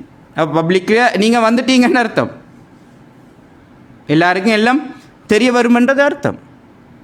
ரைட். அப்போ இன்டர்நெட்டுக்கு வர நேரம் நாங்கள் இந்த தகவல்கள் ஓவராக ஷேர் ஆகிறதுல நாங்கள் கவனமாக இருக்கணும். குறிப்பாக எங்களோட பிள்ளைகளோட தகவலை பிறந்தத்திலிருந்து போடுறதை தவிர்த்து கொள்ளணும். ரைட், தவிர்த்து கொள்ளணும். அடுத்த மிக முக்கியமான ஒரு விஷயம் தான் இந்த மானம். பாதுகாக்க வேண்டிய இன்னொரு விஷயம், எங்களோட பிள்ளைகளோட மானத்தை பாதுகாக்கணும். என்ன, இன்டர்நெட்டுக்கு ஒரு தகவல் வந்தால், ஒரு படம் வந்தால், ஒரு வீடியோ வந்தால் அது பெர்மனண்ட் என்றதை நினச்சிக்கோங்க. பெர்மனண்ட் இன்டர்நெட்டுக்கு வந்தால் அது பெர்மனண்ட். ரைட். அது முழுக்க டிலீட் ஆகும் என்ற எண்ணிக்கை விகிதம் குறைவு. ஆனால் அதே படம், அதே வீடியோ மல்டிபிள் ஆகும் என்றதுக்கான சதவீதம் கூட. நீங்களே உங்களை யோசிச்சு பாருங்கள், உங்களுக்கு ஒரு ஃபோட்டோ வந்து எத்தனை குரூப்புக்கு போடுறீங்க? அது மாதிரி தான் மல்டிபிள் ஆகுமே தவிர வந்த உடனே நீங்கள் யாராவது அழிச்சிக்கிறீங்களா? மானத்தை காப்பாற்றணும்னு சொல்லி யார் சரிட இல்லை. எனவே உங்களோட ப்ரைவேட் ஃபோட்டோக்கள், வீடியோக்கள் இன்டர்நெட்டுக்கு வருமாக இருந்தால் அது மானம் போயிடும். மானம் போயிடும். எனவே இந்த மானத்தை பாதுகாக்கிறது பிள்ளைகள்ட அது எங்களோட முக்கியமான ஒரு விஷயம். ரைட்.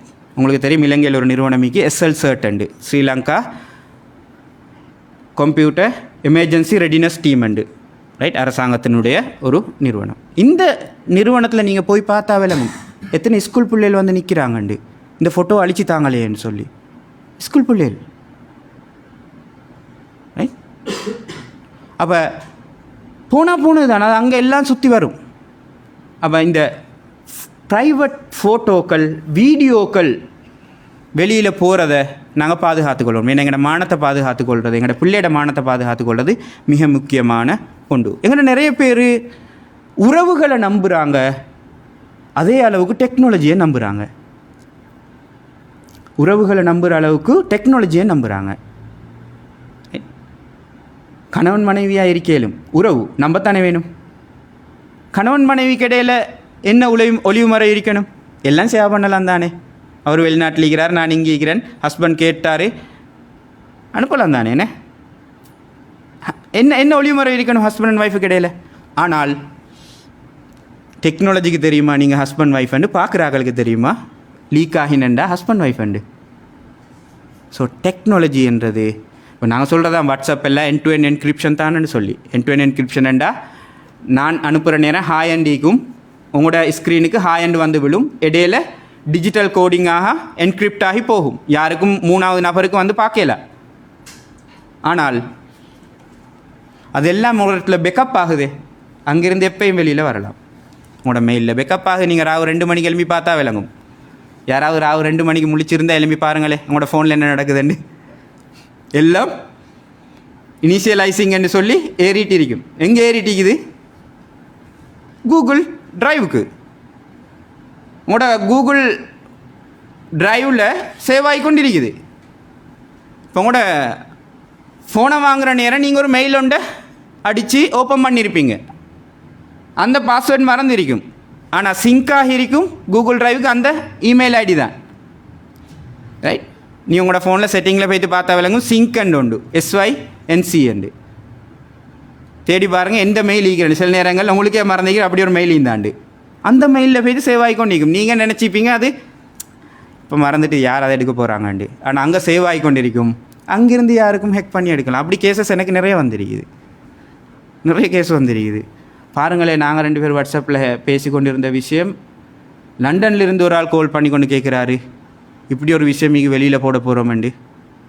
தேடி பார்த்தா உண்மையில் வாட்ஸ்அப்பால் லீக்கா இல்லை. தேடி பார்த்தா எப்போயோ திறந்த ஒரு மெயில் ஐடி உள்ளுக்கால அங்கே பெக்கப் ஆகி கொண்டிருந்து லீக் ஆகி. அப்போ எங்களோட மானம் போகிற விஷயங்கள், நான் ஸ்கூல் பிள்ளைகளுக்கெல்லாம் சொல்கிற ஒரு விஷயம்தான், வளமையாக ஸ்கூல் பிள்ளைகளுக்கு அடித்து சொல்கிறேன், படித்து சொல்கிற ஒரு விஷயந்தான், தயவு செஞ்சு உறவுகளை நம்புகிற அளவுக்கு டெக்னாலஜியை நம்ப வேணும். அவர் சொல்லுவார், நான் தானே எனக்கு அனுப்பினா என்ன, நீங்கள் என்னைய நம்பிக்கை இல்லையா என்றெல்லாம் பேசுவாங்க. பிள்ளைகள் அப்படித்தான் பேசுகிறாங்க. பிள்ளைகளோட புள்ள நம்பும், புள்ள சேவ் பண்ணும், புள்ள ஃபோட்டோ எடுத்து அனுப்பும். பிள்ளைகளுக்கு நான் போகிற ஸ்கூல் எல்லாம் சொல்கிற, தயவு செஞ்சு உங்களுக்கோ உங்களோட குடும்பத்தில் இருக்கிறவங்களுக்கோ அல்லது யாருக்கோ பிரச்சனை வர மாதிரி ஃபோட்டோ எடுக்காதீங்கன்னு சொல்கிறேன். ஃபோட்டோவே எடுக்காதீங்கன்னு சொல்கிறேன். ஏன்னா ஒரு ஃபோட்டோ எடுத்தால் கிட்டத்தட்ட 20-30 இடங்களில் சேவ் ஆகுது. அது கூட தெரியும் நிறைய பேருக்கு. நிறைய பேர் நினச்சிருக்கிற கேலரியில் சேவ் ஆகுது, அழிச்சா அழிஞ்சிடுதாண்டு. 20 இடங்களுக்கு மேலே சேவ் ஆகுது ரைட் ஒரு ஃபோட்டோ. அப்போ இந்த மாதிரியான ஃபோட்டோ வேண்டா. அப்போ யோசிக்கணும், மானம் எங்களோட பிள்ளைகள பாதுகாக்கப்படும். இங்கே போலீஸுக்கு போய்ட்டு பார்த்தா விளங்கும், நிறைய கேசஸ் வரும். சேர்மாட்ட கேசஸ் நிறைய வரும். சேர்மாரால் பிள்ளைகளோட ஃபோட்டோக்கள் எடுக்கப்பட்ட கேசஸ் நிறைய வரும் ரைட். இப்போ கிட்டத்தில் ஒரு ரிப்போர்ட் ஒன்று வெளியிட்டிருந்தாங்க, பிள்ளைகளோட ஃபோட்டோக்கள் எடுக்கப்பட்டு இன்டர்நெட்டில் போடப்பட்ட இந்த இன்சிடெண்ட் சம்பந்தமான ரிப்போர்ட்கள் வெளியிட்டிருந்தாங்க. அப்போ இந்த மானத்தை பிள்ளையிட பாதுகாக்கிறது மிக முக்கியமான ஒரு விஷயம். அப்போ அதுக்கு பிள்ளைகளை வழிகாட்ட வேண்டிய தேவை எங்களுக்கு இருக்குது ரைட். அதே மாதிரி மிக முக்கியமான ஒரு விஷயம்தான் இந்த பிள்ளைகளோட உடல் சார்ந்த விஷயங்களில் பாதுகாப்பு செலுத்த வேண்டிய ஒரு விஷயம் இருக்குது. ஏன்னா இன்றைக்கு 2030 ஆகிற நேரம் கண்ணோட சம்பந்தப்பட்ட நோய்கள் 40% அதிகரிக்கும்னு சொல்லிக்கிறாங்க. 40% கண் சார்ந்த பிரச்சனை, கண் மங்கலாகிற பிரச்சனை, டிவைஸால் கண் மங்கலாகிற பிரச்சனை. இலங்கையிலையும் லேடி ரிஜ்வே ஹாஸ்பிட்டலில் இருக்கிற டாக்டர் தீபால் என்றவர் அடிக்கடி மீடியாவில் பேசி கொண்டிருக்கிறார். கண் சம்பந்தமான பிரச்சனைகள் வந்து கொண்டிருக்குது ரைட். குறிப்பாக இந்த சின்ன பிள்ளைகளுக்கு தூங்குகிற நேரத்தில் ஃபோனை கொடுக்கறது சார்ந்த பிரச்சனைகள் நிறைய வந்து கொண்டிருக்குது ரைட். அப்போ இந்த கண் சார்ந்த பிரச்சனைகள், அதே மாதிரி பொஸ்டர் சார்ந்த எங்களோட உடம்பு நிலை சார்ந்த கூன் விழுகிறது கூட. இப்போ என்ன ஃபோனோட இப்படி தான் நினைக்கிறேன், கூன் விழுகிறது கூட. அப்போ கூன் விழுகிறதோட சம்மந்தப்பட்ட நோய்கள் எல்லாம் இன்றைக்கு நிறைய வந்து கொண்டிருக்குது. அதுக்கு அங்கால போனால் இந்த புத்தியோட சம்பந்தப்பட்ட, உள்ளத்தோட சம்பந்தப்பட்ட அந்த விஷயங்களை பாதுகாக்க வேண்டிய தேவை மிக. நாங்கள் சொல்கிறோம் ஹைஜீன் என்று சொல்லி, அல்லது வெல்பீயிங் என்று சொல்லுவோம். Physical wellbeing, mental wellbeing. அன்றைக்கி இந்த மென்டல் வெல்பீயிங் சார்ந்த விஷயங்கள் எக்கச்சக்கமான பிரச்சனைகள் இன்றைக்கு இருக்குது. ஒருத்தரை நேரடியாக சந்தித்தா அவரை மாதிரி நல்லவர் எங்கேயும் நீங்கள் தேட மாட்டீங்க. அவ்வளோ நிதானமாக பேசுவார், அவ்வளோ அன்பாக பேசுவார், அவ்வளோ கனிவாக பேசுவார். அதே ஆளை ஃபேஸ்புக்கில் பார்த்தண்டா மறுபக்கமாக இருப்பார். கண்டிக்கிறீங்களா நீங்கள் ரைட்? இப்படியான ஆக்கள் நிறைய பேர் இருக்கிறாங்க ரைட். அப்போ அவங்க வந்து எப்படியான ஆக்கள் என்றால் ரைட், இதுக்கு நாங்கள் சொல்கிற ஆன்லைன் டிஸ்இன்ஹிபிட்டேஷன் என்று சொல்கிறாரு, பாசிட்டிவ் டிஸ்இன்ஹிபிட்டேஷன் என்று இருக்கிறது. அதாவது அவங்க செல்ஃப் எக்ஸ்ப்ரெஷன் வந்து பாசிட்டிவ் ஆகிக்கும், பிஹேவியர் நெகட்டிவ் ஆகிக்கும். இந்த சோஷியல் மீடியா வந்ததுக்கு பிறகு நிறைய பேர் இன்டர்நெட்டில் எல்லாரையும் விமர்சிக்கிறது, எல்லாருக்கும் ஏசி தான் கமெண்ட் போடுறது, எல்லா கருத்தையும் எல்லா நபர்களையும் நோய்க்கிற மாதிரி தான் பேசுகிறது. ஆனால் நேரடியாக சந்தித்தா அவரை மாதிரி நல்லவர் வேறு யாரும் இல்லை என்ற மாதிரியான நபர்கள் அதிகரித்து கொண்டு போகிறாங்க. அப்போ இதை எப்படி எங்களோட பிள்ளைகள்கிட்ட வராமல் பாதுகாத்து கொள்வது என்றது சம்பந்தமாக நாங்கள் யோசிக்க வேண்டிய தேவை இருக்குது. அப்போ இந்த மாதிரியான நோய்கள், அதே இந்த கேஸ் என்ற ஒரு நோய் இருக்குது ரைட். நோய் என்றதை விட சிம்ட்ரம் என்று சொல்லலாம் ரைட். கேஸ்ன்னு சொன்னா ஜியோ அக்யூசேஷன் சிண்ட்ரம் அப்படின்டா இந்த வார எல்லா புதிய பொருட்களையும் வாங்கணும், அவர் பயன்படுத்தலையோ அவர் வாங்கி போடணும். வார எல்லா புதிய பொருட்களையும் அவர் வாங்கணும், அது பயன்படுத்தல அவர்கிட்ட ஈக்கணும் அப்டேட் ஆனது. இது ஒரு பெரிய பிரச்சனை, ரைட்? அப்போ அவர் பயன்படுத்தவும் மாட்டார், அவருக்கு தேவையும் இருக்காது, ஆனால் அவர் என்ன செய்வார், அதை வாங்கணும் என்றதில் செலவழித்து டீப்பார். அப்போ இது இன்றைக்கு கூட்டிகிட்டு போகுது. காரணம் வாட்ஸ்அப் ஆன்லைன் ஷாப்பிங்கள் வந்துட்டுது, மற்ற ஷாப்பிங்கள் வந்துட்டுது, அடிக்கடி காண்ற நேரங்களில் இந்த மாதிரியான இடங்களுக்கு தள்ளப்படுறோம், ரைட்?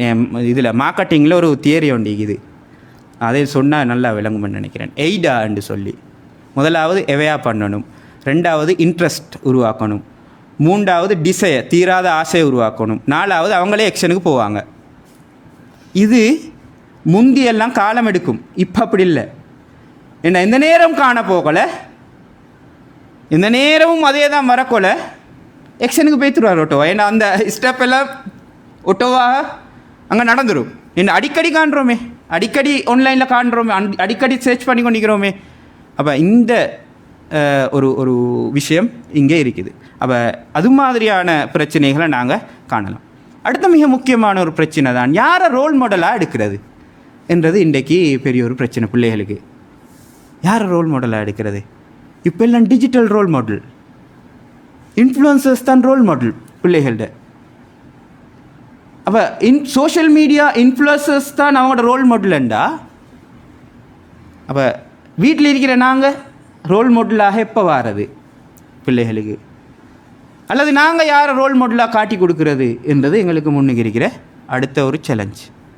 அப்போ ரோல் மாடல்களை நாங்கள் காட்டி கொடுக்க வேண்டிய தேவை இருக்குது. அதுலேயும் குறிப்பாக பேலன்ஸ்டாக யோசிக்கக்கூடிய ரோல் மாடல்களை நாம் காட்டி கொடுக்க வேண்டிய தேவை இருக்குது, ரைட்? மனித சமூகத்துக்கு நல்லதை செய்யக்கூடிய டிஜிட்டல் ரோல் மாடல்களை நாங்கள் காட்டி கொடுக்க வேண்டிய தேவை இருக்குது. ஏண்டா நிறைய டிஜிட்டல் ரோல் மாடல்கள் பலதரப்பினர்களோட எஜெண்டாக்களுக்கு பயன்படுத்தப்படுறாங்க. இந்த சோஷியல் மீடியா இன்ஃப்ளூயன்சர்ஸ் தான் இன்றைக்கு பல கருத்துக்களை சமூகத்துக்கு கொண்டு போகிறதுக்கு பயன்படுத்தப்படுற ஆக்கள். அவங்களுக்கு ஃபண்டிங் கொடுத்து அவங்களோட கருத்துக்களை கொண்டு போகிறதுக்கு பயன்படுத்துவாங்க. அவங்க போடுறது பல்லாயிரக்கணக்கான ஆக்கள் பார்க்குறதானே. அப்போ பாசிட்டிவான பேலன்ஸான நல்ல மனிதர்களுக்கு நல்லது செய்யக்கூடிய ரோல் மாடல்களை டிஜிட்டலில் நாங்கள் காட்டி கொடுக்குறதோட ஃபிசிக்கல் ரோல் மாடல்களை நாங்கள் காட்டி கொடுக்க வேண்டிய தேவை எங்களுக்கு இருக்குது. அடுத்த மிக முக்கியமான ஒரு பிரச்சனை தான் இன்றைக்கி நாங்கள் காண்றது. இதுக்கு நாங்கள் சொல்கிறது ஃபோமோ அதுவும் ஒரு பிரச்சனை ஒன்று தான். ஃபோமோண்டா ஃபியர் ஆஃப் மிஸ்ஸிங் அவுட் அப்படி ஒரு பிரச்சனை இது, ரைட்? அது என்ன பிரச்சனைண்டா, எங்கிட்ட பெஜ்ஜில் இருக்கிற ஒரு ஆள் ட்ரிப் ஒன்று போயிட்டு வந்தாரண்டா, அந்த ஃபோட்டோவை அந்த வீடியோவை ஸ்டேட்டஸில் அங்கே இங்கே கண்ட உடனே இவருக்கு இருக்கல, ஐயோ லைஃப்பில் ஏதோ ஒன்று இழந்த மாதிரியும் இனி இந்த மாதிரி வாய்ப்பு எனக்கு கிடைக்க மாட்டுது என்ற மாதிரி ஒரு மிஸ்ஸிங் ஆன மாதிரியான ஒரு ஃபீலிங்கில் இருக்கிறது. இது நிறைய பிள்ளைகள் இன்றைக்கி அப்படி தான், ரைட்? ஆன்லைனில் அடிக்கடி காண்றதானே அவங்களோட எக்ஷனை மற்றவங்களோட எக்ஷனை. எனக்கு தெரிஞ்ச ஒரு அண்மையில் என்னேட்ட ஒரு ஆள் வந்து வாட்ஸ்அப்பை கேட்டார், இந்த உங்களோட ஃபோனை கொஞ்சம் தாங்களேன்டார். நான் கேட்டேன் என்னத்துக்கண்டு? ஒன்றும் இல்லை, உங்களோட வாட்ஸ்அப்பில் ஆக்கள் ஸ்டேட்டஸ் போடுவாங்களே அதை மட்டும் பார்த்துட்டு தாரனே. ஏண்ட கண்டக்ட் லிஸ்ட்டில் இருக்கிற ஸ்டேட்டஸ் போடுற ஆக்கள்கிட்ட ஸ்டேட்டஸை பார்க்குறதுல ஒரு பிரச்சனை அவருக்கு. அதை பார்க்கணும், அவருக்கு அதை பார்க்கணும். வேற ஒன்றும் பார்க்க மாட்டாராம். யார் போட்டிக்கிற ஸ்டேட்டஸில் அவர் பார்க்குறதுல ஒரு இன்ட்ரெஸ்ட். ஏண்டத்தெல்லாம் பார்த்து முடிச்சுட்டு நீங்கள் உங்களோட ஃபோனை கொஞ்சம் தாங்க ஸ்டேட்டஸ் பார்க்குறதுக்கு, ரைட்? அப்போ இது சாதாரண விஷயமாக இருந்தாலும் இது போக போக சில நேரங்களில் உளவியலாளர்களோ டாக்டர்ஸ்மாரோ வேறு பேர்களில் சொல்லலாம் எதிர்காலத்தில், ரைட்? அப்போ இந்த பிரச்சனை இன்றைக்கி நாங்கள் காண்ற ஒரு விஷயம். அதே மாதிரி மிக முக்கியமான ஒரு விஷயந்தான் இன்றைக்கி இருக்கிற ஒரு பிரச்சனை தான், அதாவது ஸ்க்ரீன் அடிக்ஷன்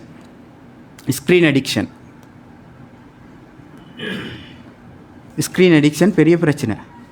ஸ்க்ரீன் டைம்னு நாங்கள் சொல்கிறோம். இந்த டிவைஸ்கள்ட ஸ்க்ரீனை பார்க்குற டைம் எவ்வளோ நேரமாக இருக்கணும், பிள்ளைகள் எவ்வளோ நேரம் பாவிக்கிறாங்க என்றது ஒரு பிரச்சனை. இப்போ இந்த ஸ்க்ரீன் எடிக்ஷன் அல்லது ஸ்க்ரீன் டிபெண்டன்சி டிஸார்டர் என்ற இந்த விஷயங்கள் எல்லாம் கொஞ்சம் பெரிய வார்த்தைகளாகவும் அது பெரிய ஒரு நோயாக வரலாட்டியும் அப்படி நாங்கள் பார்க்க தேவையில்லாட்டியும் அது ஒரு பெரிய பிரச்சனை என்றதை நாங்கள் விளங்கிக் கொள்ளணும். அது நோயாக நாங்கள் பார்க்காட்டியும் அது ஒரு பிரச்சனை என்றதை நாங்கள் விளங்கிக் கொள்ளணும். என்னென்னா இது எப்படி நாங்கள் பார்க்குறன்றதும் ஒரு முக்கியமான ஒரு விஷயம். நிறைய பேருக்கு அது விளங்குறல. எங்களோட பிள்ளைகள்கிட்ட எப்படி பார்க்குறது, அவங்க உண்மையிலே எடிக்ஷன் ஆகலைன்னு பார்த்தா தானே ட்ரீட்மெண்ட் கொடுக்கலும். எப்படி பார்க்குறது? ரைட். இன்றைக்கி ஸ்க்ரீன் இல்லாமல் பிள்ளைகள் ஒரு வேலையும் செய்யறதில்ல என்ற அளவுக்கு மாறி இருக்குது. இப்போ எனக்கு தெரியும் வீடுகளில் பிள்ளைய விட்றல்ல அழுதா டக்குன்னு ஃபோனை கொடுத்து சேவ் பண்ணுற. அந்த பிள்ளையோட எமோஷனை வெளியில் கொண்டு வரத்துக்கு கூடாட்டி பிறகு என்ன நடக்கும்? வளர்ந்ததுக்கு பிறகு விட்றல்ல பிள்ளைய, உடனே ஃபோனை தூக்கி கையில் கொடுக்குறது. அப்போ இந்த மாதிரி இமோஷன்களை நாங்கள் அழுகிறது அல்லது மற்ற இமோஷன்கள் வெளியில் வராமல் நாங்கள் அடக்கி ஃபோனை கொடுத்து அதை இது பண்ணுறது பிழையான ஒரு அணுகுமுறை. பெற்றோர்கள் நாங்கள் நிறைய காண்றோம் அப்படியான அணுகுமுறைகளை. அப்போ அது ஒரு மிக முக்கியமான ஒரு பிரச்சனை ஆகிக்குது. அப்போ விலங்குற எப்படி? ரைட். திட்டினா தான் ஃபோனை வைக்கிறான்டா, அது முதலாவது ஸ்டேஜ். திட்டினா தான் ஃபோனை வைக்கிறான். ரைட். அது முதலாவது ஸ்டேஜ். ரைட். திட்டினாலும் வைக்கிறான் இல்லை. திட்டினாலும் வைக்கிறான் இல்லை, ஏசினாலும் வைக்கிறான் இல்லை, ஃபோனை பார்த்துட்டே தான் நிற்கிறான்டா, ஸ்டேஜ் 2. ரைட். நீங்கள் திட்டினது கூட ஆளுக்கு விளங்குதில்லை. நீங்கள் அவ்வளோ கத்துறீங்க, ஆளுக்கு விளங்குதில்லை. அப்பவும் ஆள் பார்த்துட்டு இருக்கிறாரு, அதிலே ஆள் மூழ்கி இருக்கிறாரண்டா, இது ஸ்டேஜ் 3. ரைட். இது ஸ்டேஜ் 3. நீங்கள் கையில் இருக்கிற ஃபோனை பறிச்சு எடுக்கிறீங்க, பிடுங்கி எடுக்கிறீங்க. அடுத்த நிமிஷம் அவரோட ரியாக்ஷன் ரைட் வன்முறை சார்ந்ததாக இருந்தால், வீட்டையே ரெண்டாக்குறார் என்றால், வீட்டில் இருக்கிற பொருட்களை உடைக்கிறார் என்றால், ஆளுக்கு கோபம் வருதா இருந்தால், இது 4வது ஸ்டேஜ். ரைட். கொஞ்சம் யோசிச்சு பாருங்கள், எங்கள்கிட்ட சுற்றி இருக்கிற பிள்ளைகளோட சிச்சுவேஷன் எந்த ஸ்டேஜில் இருக்குதுன்னு சொல்லி. ரைட். அப்போ இந்த ஸ்டேஜில் பிள்ளைகள் இருந்தால் நாங்கள் பிள்ளைகளை வெளியில் கொண்டு வரதுக்கான முயற்சிகளை நாங்கள் எடுக்கணும். ரைட். அண்மையில் நான் ஒரு ஹாஸ்பிட்டலில் உட்காந்துக்கிறேன். சின்ன பிள்ளை, 3 வயசு பிள்ளை, 3.5 வயசு இருக்கும். சத்தம்ண்டா முழு ஹாஸ்பிட்டலும் கேட்குறதுக்கு சத்தம். யாருக்கிட்ட போய்த்தும் சேவ் பண்ணலாம் போய்ட்டுது. அப்போ ஒரு வயசான ஒருத்தர் தான் இருந்த பக்கத்தில், அவர்கிட்ட போய்த்து என்ன விஷயம்னு கேட்டதுக்கு சொன்னால், ஃபோன் ஆஃப் ஆனதுக்கு தான் அவ்வளோ சத்தமாக, ஃபோனை சார்ஜில் போட்டு தர சொல்லி. அப்போ விசாரித்து என்னதுக்கு ஃபோனை சார்ஜில் போட்டு கொடுத்தா அழுநிக நிற்குமன்ற லெவலுக்கு இப்போ தானே அது என்று கேட்டதுக்கு இல்லை சின்ன வயசுலேருந்து அப்படித்தானண்டு. அப்போ அது பெரிய பிரச்சனை தானே. ஃபோன் ஆஃப் ஆகினா புள்ள அழுதண்டா, 1 2 அப்போ இப்படியான பிரச்சனை. அப்போ இந்த ஸ்க்ரீன் எடிக்ஷன்லேருந்து பிள்ளைகளை பாதுகாக்கிறதுக்கு என்ன செய்யலாம்? அடிக்கலாம், எங்கட புள்ள அடிக்கலாம். ரைட். ஏசுறதா? ஏசியும் வேலை இல்லை. அப்போ என்ன செய்கிறது? முதல்ல நாங்கள் ரோல் மாடலாக இருக்கணும்ன்றது முதலாவது விஷயம். நாங்களே ஃபோனோட தானே மிச்ச நேரம் நிற்கிறேன்டா, எப்படி பிள்ளைகிட்ட போய்த்து சொல்கிறது? நாங்கள் தான் எந்த நேரமும் நாங்கள் தொழில் செய்கிறன்றத பிள்ளைக்கு விளங்கப்படுத்தினா வேறு விஷயம். என்ன தொழில் இதில் தான் இருக்குதுன்னு பிள்ளைக்கு விளங்கப்படுத்தினா வேறு விஷயம். வீட்டுக்கு வந்தாலும் ஷார்ட்ஸ் பார்க்குறதும் ரீல்ஸ் பார்க்குறதும் தான்ண்டாங்கிற நேரம் பிள்ளை அப்படி தான் பார்க்கும். அதுக்கு முதலாவது நாங்கள் ரோல் மாடல் ஒன்றை உருவாக்கணும். நாங்கள் ரோல் மாடலாக ஆகிக்கிறேன். குறிப்பிட்ட இந்த நேரம் மட்டும்தான் வீட்டில் ஃபோன் பார்க்குறோம், மற்ற நேரங்களில் பார்க்குறல்ல. அப்படி ஒரு ரோல் மாடல் அப்படியே ஒரு ஆக்ஷனுக்கு போகலாம். 2வது, கண்ணுக்கு முன்னுக்கு ஃபோனை வைக்கிறல்ல என்றதை 2வது ஆப்ஷனாக எடுக்கலாம். கண்ணுக்கு முன்னுக்கு நான் ஃபோன் வைக்கிறல்ல, ஃபோனை வைக்கிறது ட்ராயரில் போட்டு என்ற ஆப்ஷனுக்கு வரலாம். ஏன்னா கண்ணுக்கு முன்னுக்கு இருந்தால் தானே அதை எடுக்கணும்னு தோணும் பிள்ளைக்கு. கொடுக்குறல்ல, எங்கிட்ட ஃபோனையே நாங்கள் ட்ராயரில் தான் வைக்கிற கண்ணுக்கு விளங்குற இடத்துல வைக்கிறல்ல. ஏண்டா இந்த டெக்னாலஜி அப்படி தான் உருவாக்கப்பட்டிக்குது. நீங்களே யோசிச்சு பாருங்களேன், ஃபோனை இப்படி வச்சுட்டு வாரீங்க மேசையில், டக்குன்னு லைட் பத்தும், உடனே உங்களோட மைண்ட் எங்கே போகும்? என்னென்னு போய் பார்க்கணுமேன்னு போகும். டக்குன்னு நோட்டிஃபிகேஷன் சத்தம் கேட்கும், பார்க்கணுமெண்டு போகும். ரைட், இதுக்கு சொல்கிறேன் நாங்கள் அட்டென்ஷன் மார்க்கெட்டிங்கு. உங்களை டிவைஸிலிருந்து தூரமாகாமல் பிடிச்சி வச்சுக்கொள்வது. அப்போ நாங்கள் என்ன செய்யணும்? நம்மட கண் முன்னுக்கு வைக்கக்கூடாது. ரைட், அப்படி ஒரு இடத்துல வச்சுக்கொள்வது. மூணாவது விஷயம் என்னெண்டா, டிஸ்கனெக்ட் டைம் ஒன்றை வீட்டுள்ளுக்கு கொண்டு வரது. டிஸ்கனெக்ட் டைம், எந்த டிவைஸும் இல்லை, முழுக்க முழுக்க ஃபிசிக்கல் இன்டராக்ஷன் தான், பிள்ளைகளோட தான், ஒய்ஃபோட தான் என்ற டைம் ஒன்றை ஒவ்வொரு நாளும் வீட்டில் கொண்டு வரது. டிஸ்கனெக்ட் டைம் ஒன்று இருக்கணும்.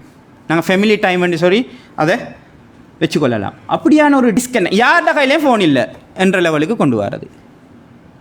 அதையும் தாண்டி சிலர் சொல்கிறாங்க, அப்படியாண்டா உங்களோட வீட்டில் 4 ஃபோன் இருந்தால், உங்களோட வீட்டில் 4 ஃபோன் இருந்தால் 4 ஃபோனையும் ஒரு நம்பருக்கு டைவெர்ட் பண்ணி அந்த ஒரு ஃபோனை மட்டும் நீங்கள் நைட்டில் வச்சுக்கோங்க என்ற அளவுக்கு பேசுகிறாங்க. உங்களோட வீட்டில் 4 ஃபோன் இருக்குது, 4 ஃபோனையும் ஒரு மூலையில் வச்சுட்டு ஒரு ஃபோனுக்கு 4 ஃபோன்லேயும் வர கோல் எல்லாம் வரத்துக்கு மாதிரி இந்த அவசரத்துக்கு கோல் மட்டும்தானே வரணும் வச்சுக்கோங்க. அதே மாதிரி அவுட்டிங் போகிற நேரம் அதே பின்பற்றுங்கன்னு சொல்கிறாங்க. அவுட்டிங் போகிறண்டாலும், நீங்கள் ஃபேமிலியோட ட்ரிப் பண்ணி போகிறீங்கன்றாலும், இன்றைக்கி பேசிக்கொண்டிருக்கிறல்ல ஒவ்வொருத்தரும் ஃபோனோட இருக்கிற, அப்போ அதை இல்லாமல் ஆகணுமெண்டா ஒரு ஃபோனுக்கு மட்டும் எல்லா ஃபோனையும் டைவெர்ட் பண்ணி வச்சு கொண்டுட்டு நீங்கள் ஃபோன் எல்லாத்தையும் ஒரு இடத்துல வச்சுக்கோங்க என்று இன்றைக்கி சொல்லப்படுது. அந்தளவுக்கு பிரச்சனைன்றதால. அப்போ இந்த ஸ்க்ரீன் எடிக்ஷனோ அல்லது ஸ்க்ரீன் டிபெண்டன்சி டிஸார்டரோ எதுவாக இருந்தாலும் இதிலிருந்து பிள்ளைகளை வெளியில் கொண்டு வரதாக இருந்தால் இந்த மெக்கானிசத்துக்கு போகணும். அடுத்த முக்கியமான விஷயம் என்னென்னா, அந்த பிள்ளைகளோட கையில் ஃபோனை கொடுக்குற நேரம் எந்த ஏரியா உள்ளுக்கு மட்டும் பிள்ளைக்கு போகலாம் என்றதை வரையறுத்து கொடுக்கணும். நாங்கள் ஃபோனை கொடுக்கறது எங்கெங்கெல்லாம் போகணும் எங்கெங்கெல்லாம் போகக்கூடாதுன்றதை சொல்கிறது இல்லை. சில நேரங்களில் வாட்ஸ்அப்புக்கு பிள்ளை போகும், வாட்ஸ்அப்புக்கு ஒரு லிங்க் வந்திருந்தால் அந்த பிள்ளை லிங்கை கிளிக் பண்ணும், அந்த பிள்ளைக்கு தெரியாது. அப்படி வாட்ஸ்அப்புக்கு வந்த லிங்கை கிளிக் பண்ணின பிள்ளைகளோட கையால் லிங்க் பண்ணப்பட்ட நிறைய வாட்ஸ்அப்புகள் ஹெக் ஆகிக்குது, அவங்களுக்கு தெரியா, ஸ்கேம் ஆகிக்கு நிறைய காசுகள் போயிருக்குது ஒரு லிங்கால். நாங்கள் சொல்லுவோம் இதுக்கு பிஷிங் எண்டு. ரைட், ஃபிஷிங் என்ற மீன் பிடிக்கிறதுக்கு அது மாதிரி பிஷிங் என்ற ஒரு லிங்க் அனுப்பி டிவைஸை கண்ட்ரோலுக்கு எடுக்கிறது, ஒரு லிங்க் அனுப்பி ஸ்கேம் பண்ணுறது. அப்போ பிள்ளையோட கையில் கொடுக்குற நேரம் இதெல்லாம் சொல்லி கொடுக்கணும். இதுதான் செய்யலாம், இதுதான் செய்யக்கூடாது என்ற விஷயங்களை டூ அண்ட் டோன்ட்ஸ் சொல்லி கொடுத்து பிள்ளைக்கு கொடுக்குறது. அது எவ்வளோ நேரம் கொடுக்குறேன்னு ஒன்றும் இருக்கணும். எவ்வளோ நேரம் கொடுக்குற பிள்ளைக்கு, ரைட், எவ்வளோ நேரம் கொடுக்குறது, ரைட். அதுக்கு ஒரு நான் நினைக்கிறேன் எங்கள்கிட்ட லிமிட்டேஷன் ஒன்று இல்லை, எங்கள்கிட்ட லிமிட்டேஷன் ஒன்று இல்லை. அப்போ ஒவ்வொரு நாளும் பிள்ளைக்கு எவ்வளோ நேரம் கொடுக்கலாம் எவ்வளோ நேரம் கொடுக்கக்கூடாது என்றதை நாங்கள் தீர்மானித்து கொள்ளணும். எந்த அளவுக்கு சொல்கிறாங்கண்டா, 1 வயசுக்கும் 2 வயசுக்கும் இடப்பட்ட பிள்ளைகளுக்கு கொடுக்கவே கூடாது. குறைஞ்சது அந்த பிள்ளைகள் 11-14 அவசரம் தூங்கணும். அந்த பிள்ளைகள் ஃபோனே கொடுக்கக்கூடாதுன்னு சொல்கிறாங்க. ஆனால் இன்றைக்கி அந்த பிள்ளைகளுக்கும் ஃபோன் கொடுக்குறேனே, அந்த பிள்ளைகளுக்கும் ஃபோன் கொடுக்குறேன், ஃபோன் கொடுக்கக்கூடாதுன்னு சொல்கிறாங்க. அதே மாதிரி 3-4 வயசு உள்ள பிள்ளைகளுக்கு 60 நிமிஷம் தான் கொடுக்கலாம், 1 மணித்தேலம் தான் கொடுக்கலாம் தேவைப்பட்டா. அதுக்காக வேண்டி கட்டாயம் கொடுக்கணுமென்ற ஒரு விஷயத்துக்கு வந்துடாதீங்க. உங்களுக்கு தேவைப்பட்டால் கொடுக்கலாம். அதுக்கு மேலதிகமாக நீங்கள் மற்ற வயசு ஸ்டேஜில் இருக்கிற பிள்ளைகளுக்கு கொடுக்குறதாக இருந்தால் அவங்களோட பர்பஸை பொறுத்து, ஆன்லைன் கிளாஸாக பர்பஸை பொறுத்து கொடுக்குறது. 1 hour, 1.5 hour, 2 hour வரைக்கும் போகலாம். அதை தாண்டி போகிற நேரங்களில் வேறு பிரச்சனைகள் இருக்குது, அதையும் கைட் பண்ணி கொடுக்குறது.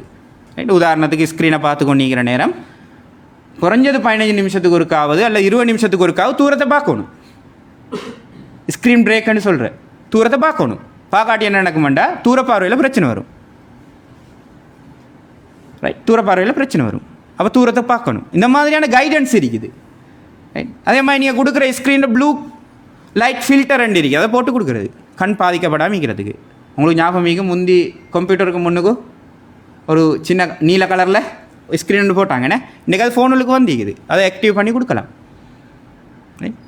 அதே மாதிரி எவ்வளோ நேரம் இதை பார்க்கணுன்றதுக்கான நிறைய ஆப்ஸ் வந்து டிஜிட்டல் ஹைஜீன் ஆப் பண்ணி இருக்குது, உங்களோட ஃபோன்லேயும் இருக்குது சிலர்ட ஃபோனில். அதை நீங்கள் ஒன் பண்ணினா வேறு வேலைகளும் உங்களுக்கு செய்யலாம் போகும் சில டைமுக்கு, சில ஃபோனை பொறுத்து. அந்த டிஜிட்டல் ஹைஜீன் ஆப்புகளை போட்டு கொடுத்தண்டா அது உள்ளுக்கே தான் புள்ள என்ன செய்யும், நிற்கும், அதுவாக ஆஃப் ஆகும், புள்ள ஃபோனை கொண்டு வந்துடும், உங்களோட டைம் முடிஞ்சு அதுவே பெல் அடித்து கொடுத்த மாதிரி கொண்டு வந்துடும். இப்போ டிஜிட்டல் ஹைஜீன் ஆப்புகளை போட்டு கொடுக்கலாம்.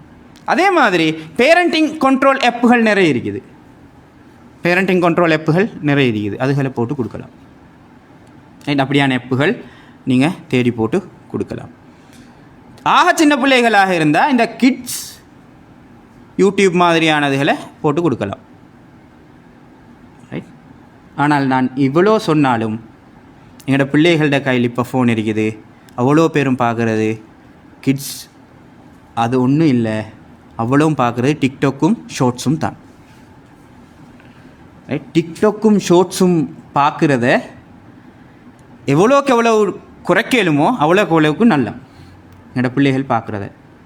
பிள்ளைகள் எப்படி போனாலும் கவலையான விஷயம் என்னென்னா, எங்களோட உம்மா அப்பா மாதிரி சின்ன வயசில் விளையாடுறதுக்கு டாய்ஸ் வாங்கி தந்த மாதிரி நாங்கள் நல்லா வளர்ந்ததுக்கு பிறகு எங்களோட உம்மா அப்பா மாதிரிக்கு ஸ்மார்ட் ஃபோன் வாங்கி கொடுத்து கடைசி காலத்தில் அவங்க டிக்டாக்லேயும் ரீல்ஸ்லேயும் இருக்கிற நிலைமைக்கு மாற்றி வச்சுக்கிறோம். நிறைய வயதாளிகளை நீங்கள் பார்ப்பீங்க. இப்போ எக்கச்சக்கமான கழிப்பை நாங்கள் சந்தோஷமாக வாங்கி கொடுத்துருக்கிறோம். கடைசி காலத்தில் டிக்டாக் பாருங்கண்டு, ரீல்ஸ் பாருங்கண்டு எடுத்துக்கொள்ளவும் மேலா என்ற நிலைமை. அப்போ என்ன செய்கிறது? இப்போ கிட்டத்தில் போன வீக்கில் நான் ஒருத்தரை சந்தித்த நேரம் அவர் சொன்னார் வந்து ஒரு மாதத்துக்கு 3 குர்ஆன் ஓதுறவர் இப்போ 3 ஜுசு ஓடுறதுக்கு கஷ்டப்படுறாரு, ஏண்டா ஃபோனில் இருக்கிறாராமண்டு. ரைட். அப்போ இந்த ரீல்ஸ் பார்க்குறதும் டிக்டாக் பார்க்குறதும் என்றது அது வேறு பிரச்சனைகளையும் பிள்ளைகளில் கொண்டு வருது. அதை விளங்கி கொள்ளணும். முதலாவது பிள்ளையோட அட்டென்ஷன் டைமில் பிரச்சனையை கொண்டு வரும். அட்டென்ஷன் டைமில் ஏண்டா ஒவ்வொரு வீடியோவும் 1 செகண்ட், ஒரு நிமிஷம், 2 நிமிஷம், 3 நிமிஷம், அப்படி தானே? அதுக்கு பிறகு வேறு கண்டென்ட் தான் வரும். இப்போ கண்டென்ட் மாறுது, ஒரே கண்டென்ட் அல்ல. ஒரு வீடியோ ஃபுல்லாக பார்த்துட்டு இருக்குது 3 நிமிஷம், குறைஞ்ச 2 நிமிஷம் எப்பவுமே 2 நிமிஷம் பார்த்துட்டு இருக்குது. அதுக்கு பிறகு வேறு கண்டென்ட் வரப்போகல அந்த கண்டென்ட்டை பார்க்குது. அப்போ ஒரு சப்ஜெக்டிலிருந்து இன்னொரு சப்ஜெக்ட் மாறுது.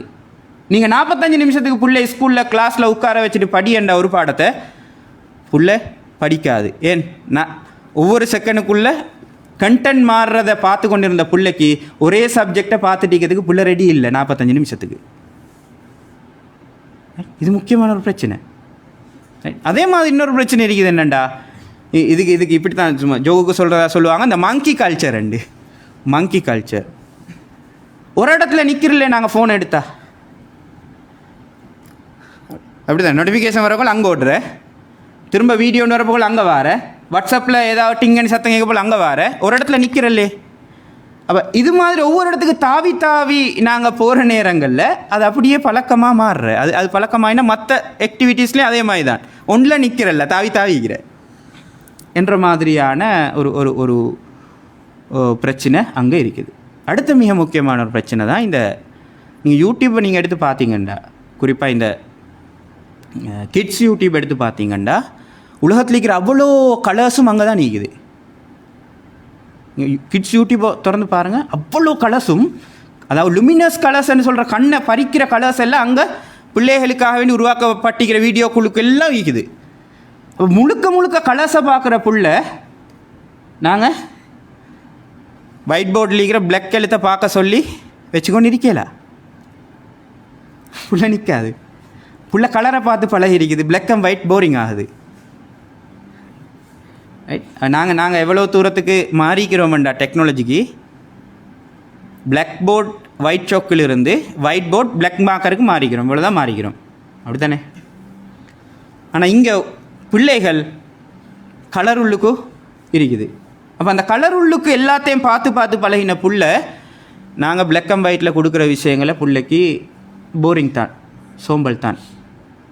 அப்போ இதுக்கேற்ற மாதிரி எங்களோட பிள்ளைகளை டீச் பண்ண வேண்டிய, வளர்க்க வேண்டிய விஷயங்கள் எல்லாம் எங்களுக்கு இருக்குது. அப்போ நிறைய விஷயங்கள் இருந்தாலும் எங்களோட பிள்ளைகளை நாங்கள் வளர்த்தெடுக்கிறதாக இருந்தால் முதலாவது நாங்கள் விளங்கிக்கொள்ளணும், நாங்கள் வாழுகிற இந்த சூழலை நாங்கள் விளங்கிக்கொள்ளணும். இந்த சூழல் டிஜிட்டல் சூழல், இந்த சூழல் தகவல் சார்ந்த சூழல். இந்த டிஜிட்டல் சூழல்லையும் தகவல் சூழல்லையும் வளர்கின்ற பிள்ளைகளுக்கு நாங்கள் எந்த மாதிரியான கைடன்ஸ் கொடுத்து எந்த மாதிரியான வழிகாட்டல்களை கொடுத்து வளர்க்கலாம் என்றது நாங்கள் யோசிக்க வேண்டிய விஷயம். அது நிறைய இடங்களில் ஆய்வு ரீதியாக யோசிக்கணுமென்ற அளவுக்கு பேசப்படுது. ஏண்டா எல்லா பிள்ளைகளும் ஒரே மாதிரியான பிள்ளைகள் தான், ஜெனரேஷனுக்கு வேறு வேறு பேர் வச்சிருந்தாலும் எல்லா பிள்ளைகளும் ஒரே மாதிரியான பிள்ளைகள் தான். ஆனால் இந்த டிஜிட்டல் சார்ந்து சில விஷயங்கள் வர்ற நேரம் பிள்ளைகளுக்கு சில வித்தியாசமான, அந்த ஜெனரேஷனுக்குரிய வித்தியாசமான சில பண்புக்கூறுகள் இருக்கும் என்றதை நாங்கள் புரிஞ்சுக்கொள்ளணும். இப்போ நாங்கள் சொல்கிற ஜி ஜெனரேஷன், நாங்கள் சொல்கிற எல்ஃபா ஜெனரேஷன், நாங்கள் சொல்கிற பீட்டா ஜெனரேஷன், எல்லாரும் ஒரே மாதிரியான பிள்ளைகள் தான். இருந்தாலும் அந்த காலம் சூழல் என்றது சில பண்புக்கூறுகள் அந்த பிள்ளைகளுக்கு உருவாக்கும். அந்த பண்புகளை நாங்கள் விளங்கி, அந்த இயல்புகளை நாங்கள் விளங்கி எங்களோட அப்ரோச்சுகளை நாங்கள் கொண்டு போகணும் என்றதை சொல்லி நான் முடிச்சுக்கொள்கிறேன். ஜஸாக்குமுல்லாஹ் ஹைரா.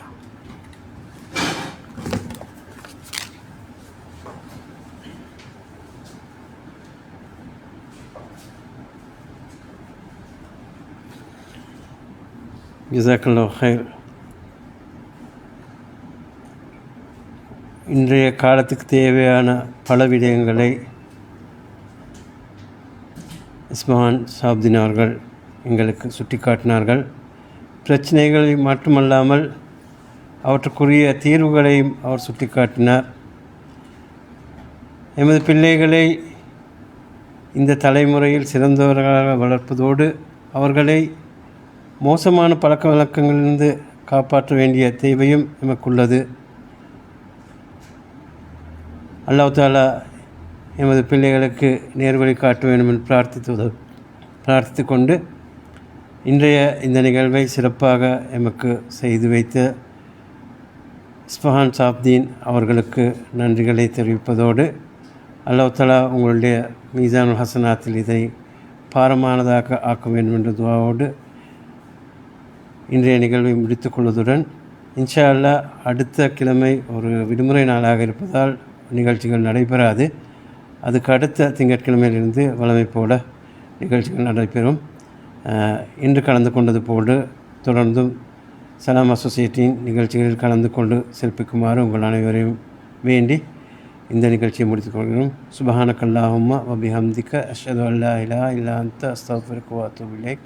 பிஸ்மில்லாஹிர் ரஹ்மானிர் ரஹீம். வல் அஸ்ர் இன்னல் இன்சான லஃபீ குஸ்ர் இல்லல்லஸீன ஆமனூ வ அமிலுஸ் ஸாலிஹாத் வ தவாஸவ் பில் ஹக்கி வ தவாஸவ் பிஸ் ஸப்ர்.